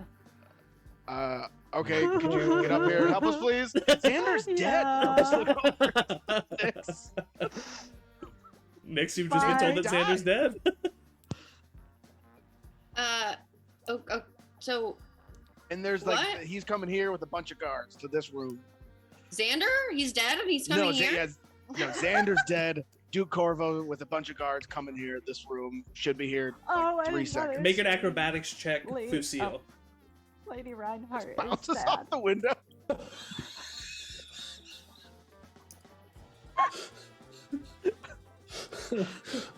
22. 22. Dong. Lucille stands at the edge of the room and then like backflips off and then slams right into the window, but then is able to like catch himself, but so you don't fall off, but you're like standing in the frame of this window, like about to fall. Oh my god. Open the windows. This is going real bad. I'll get him. I'll help get him in. Yeah, he gets in. You guys hear Oh, hear man. footsteps. Oh. I'll wait. I'll wait like by the with my katana and first person.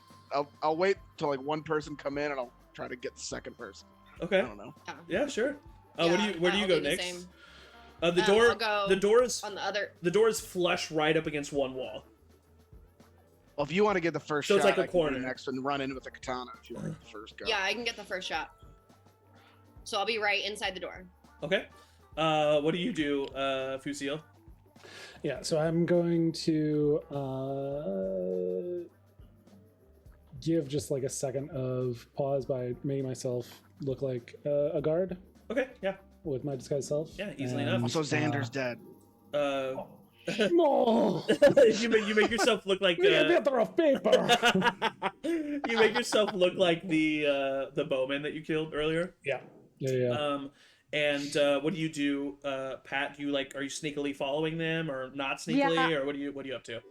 Yeah, I was gonna at least get Xander's body at least like propped up and kind of hidden, Yeah. so that people don't wander past it. But then as soon as they are like out of sight, I'm gonna just like keep stealthing behind them so I can get them from behind if needed. Totally. So yeah, I'll just say that you're pretty much hidden behind them, and when the time comes, you'll be ready to strike. So the door opens. Do you just attack literally the first person you see? Yeah. All right, roll an attack. For Xander!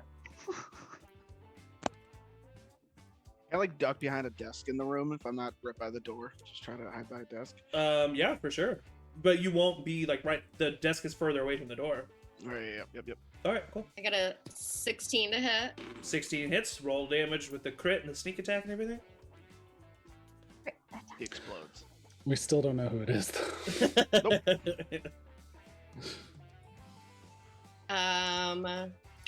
Oh whoa, 22. As one of the guards walks into the room, Nyx just steps up, grabs him, slams it against the wall, and sticks her short sword right up through his chin and through his head. The next person that you see is Duke Alcer Corvo, who his eyes go Bring him to wide. attack. I'll say, especially as a monk, you're able to get there.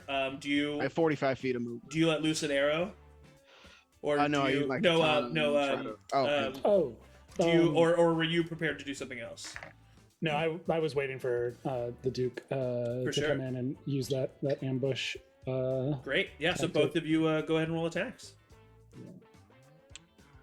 And it's the same. If it's the same ambush thing, go ahead and roll both of them. 17.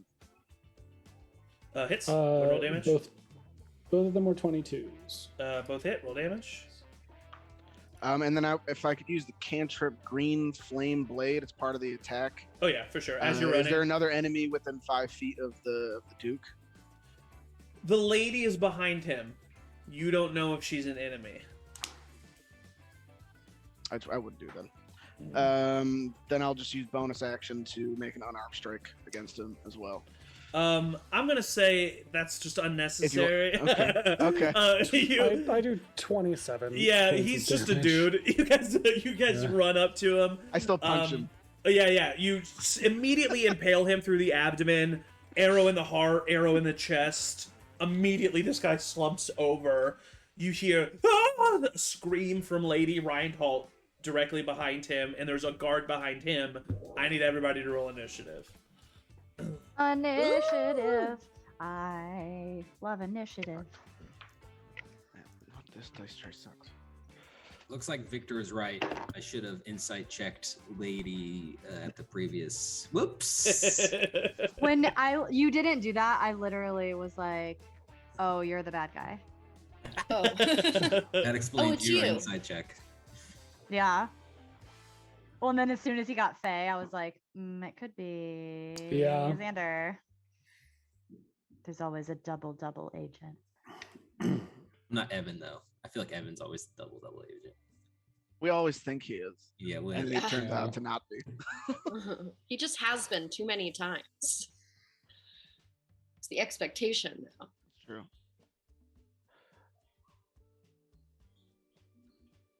Okay. What did you get, Nix? 22. And then we've got. Okay, Barry. 11. Pat. 21. Nice. Xander. Just kidding. Sorry, Matt. Fusil. 16. 16. And wait, what was yours, Barry? Sorry, 11. Yeah. 11. All right. So Very top low. of the turn order, Nix. Who's closest to me? Lady Reinhold. Killer. Yeah, I mean, I'm gonna go at her. Oh fuck, I have 2 weapon fighting and I haven't been doing that at all. So I'm gonna attack her Make an insight with check. my short sword. Okay. Oh, yeah.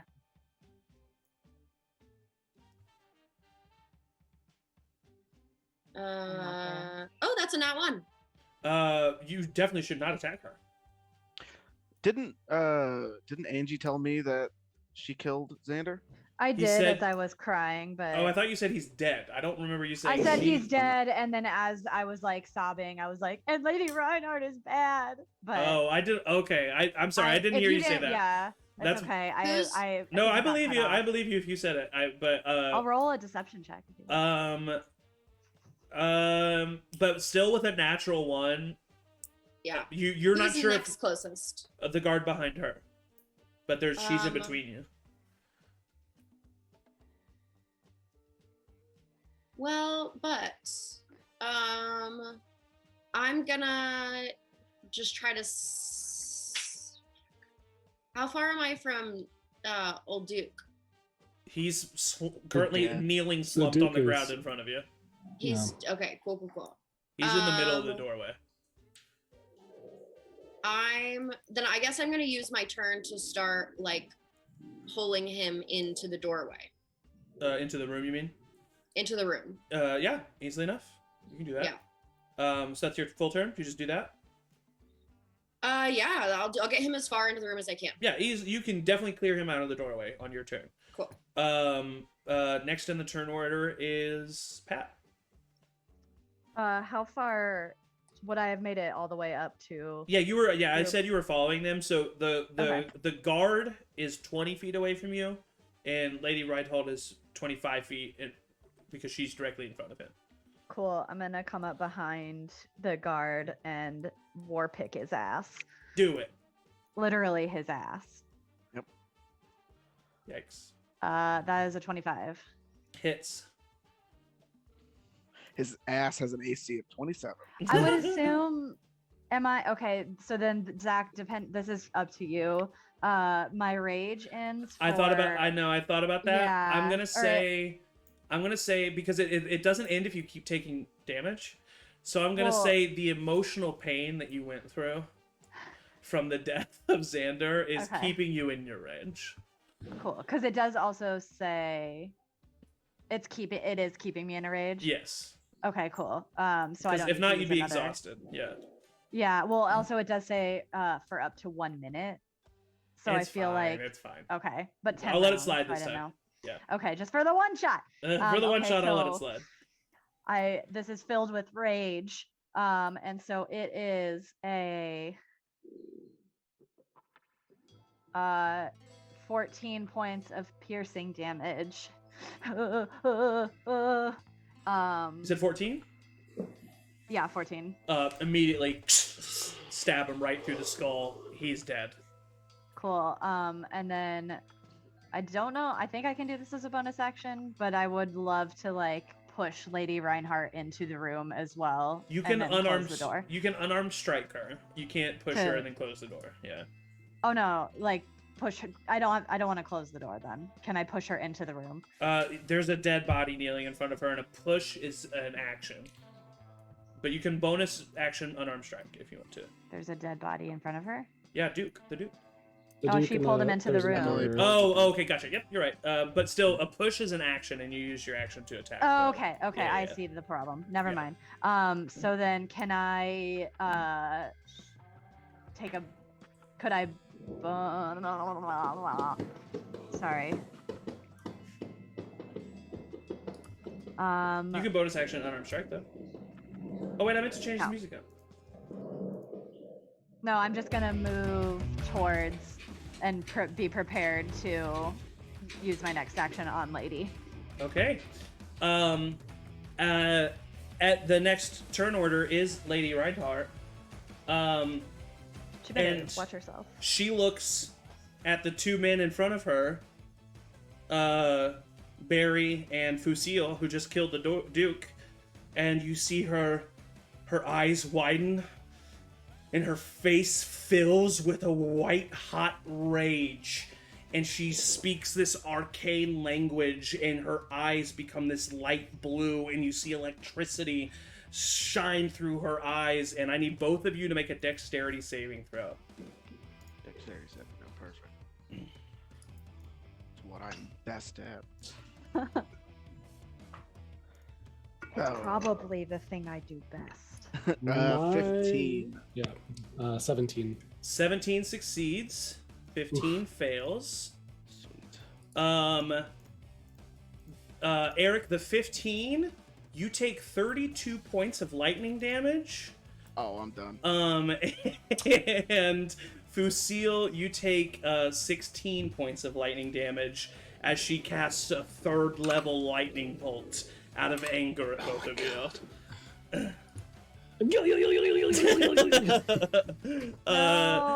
But you do definitely now know that she's bad, and it is definitely the end of her turn. And I think it is Fusil's turn now at 16, right? Yes. Yep. Yeah. So, Fusil can't attack this person. No! So, he's like, the job is done. I'm out. And casts Fog Cloud and jumps out the window. Love a long and then one shot. tries to use the 30 feet of teleportation to get over the gate. You immediately cast the spell Fog Cloud, and just like just the room immediately fills with just this thick smoke. And Nyx, all you hear is and then nothing. And that's the and you are Fusil is gone. He's safe. Yep. He's out of there. He made it. He is now running through the streets hiding.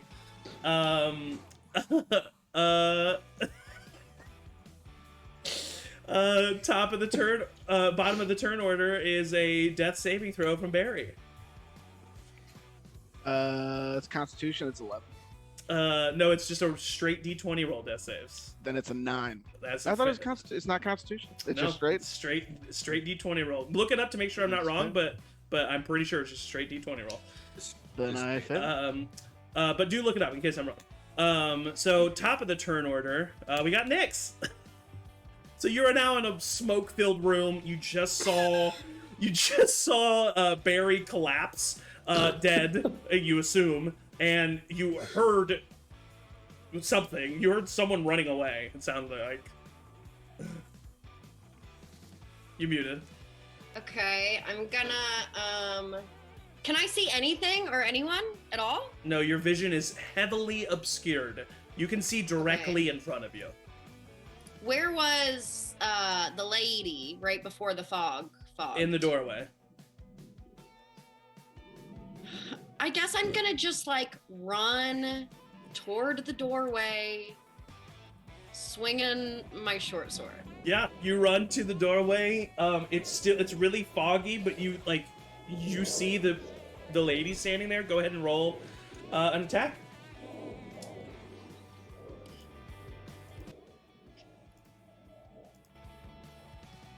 That is gonna be a 17. She casts shield as a reaction, and it does not hit her. Can I attack again? Since I have 2 weapon fighting? As a bonus action, you can attack again, yes. Damn, a 14. Yeah, that misses, unfortunately. Okay, well, I guess I used my bonus action to do that instead of disengaging, so that's me. I'm just standing right in front of her. All right, Pat, it's your turn. There's fog all around you now, but she's right in front of you. You know where she is. Cool. Please don't hit me. I'm gonna take my war pick to her back because I'm behind her.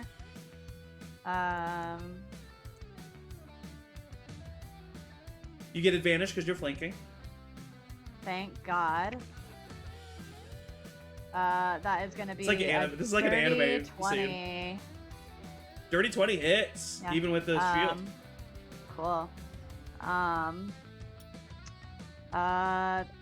15 points of piercing damage. You stick the war pick right through her back. Nyx, you see like a rusty metal pick protrude through her chest. She's still standing, but that hurt. I'm going to also use my bonus action to weapon fighting, and I'm going to unsheath my hand axe, and I'm gonna take it to like her, like not her Achilles, but like the slice up her calf a little bit. Yeah, just for to sure. Render her. Roll an attack. Okay. That is a 24. 24 hits. Roll damage. And then 10 points of slashing damage. How do you want to do this? Oh! She's not very powerful. She had one thing, and she did it. Nice. Well, 2 things. She had the sword and the spell. Yeah. They were both one times. I'm just gonna so I cut her up in the tummy, and then I sliced her little calfy calf, and I want it to In the tummy. In the rot tummy, her- tummy. tummy. And I want that to have like made her kneel a little bit so that I could be like behind her with her face like right here. And I just want to say, we had a job to do, and we did it. And then throw her down. She is now dead on the ground. Nyx, you and Pat are standing there with a roll of death save. Barry, no! 13. Okay, with a dying pass. Barry. You can I can each roll heal him. you don't have healing, but you can each roll a medicine check to stabilize him. Someone Okay. else has to die. I rolled a 19. He is stabilized, but he is unconscious. He's an unconscious body. Pretty light. I'm pretty. But he's light, yeah.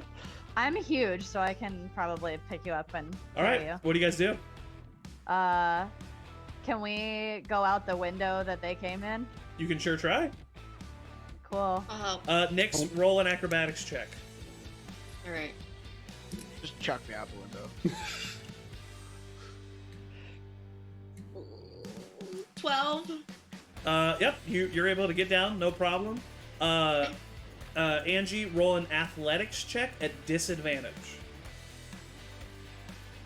At disadvantage? Yes. 14. I need you to make a dexterity saving throw.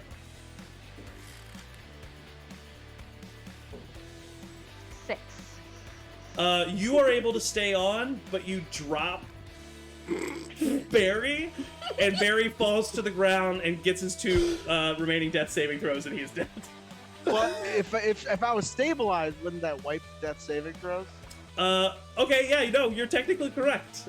So he now has 2 failed death saving throws as he lands on his head on the ground. My Can I, Yeah. can I try to restabilize him? You're getting down right now, but Okay. Nyx can try. I don't really want to. Okay. He dies. I kind of want his payment. He Oh, I dies. get a death saving throw. Oh yeah, Oh my God. sorry. I'm Roll? sorry. I apologize. You do get a roll. I apologize. Please die. Please die. No, I'm dead. Yeah, I'm dead. I rolled a 9. So yeah, you get down. You get to him. He's dead. He's not breathing anymore. I couldn't do anything. Oh. Sorry. I'm gonna say we gotta go. Yeah. You guys look So over fast. and you see Fusil in an alleyway, like telling you guys to get over. And as you run away, and as bells, warning bells and alarms ring out in the city of Newvenberg, 3 of our party members have survived and have made their way. However, the dead body of 2 Teratian elves probably do give credence as to what exactly happened here today. But that'll be where we end.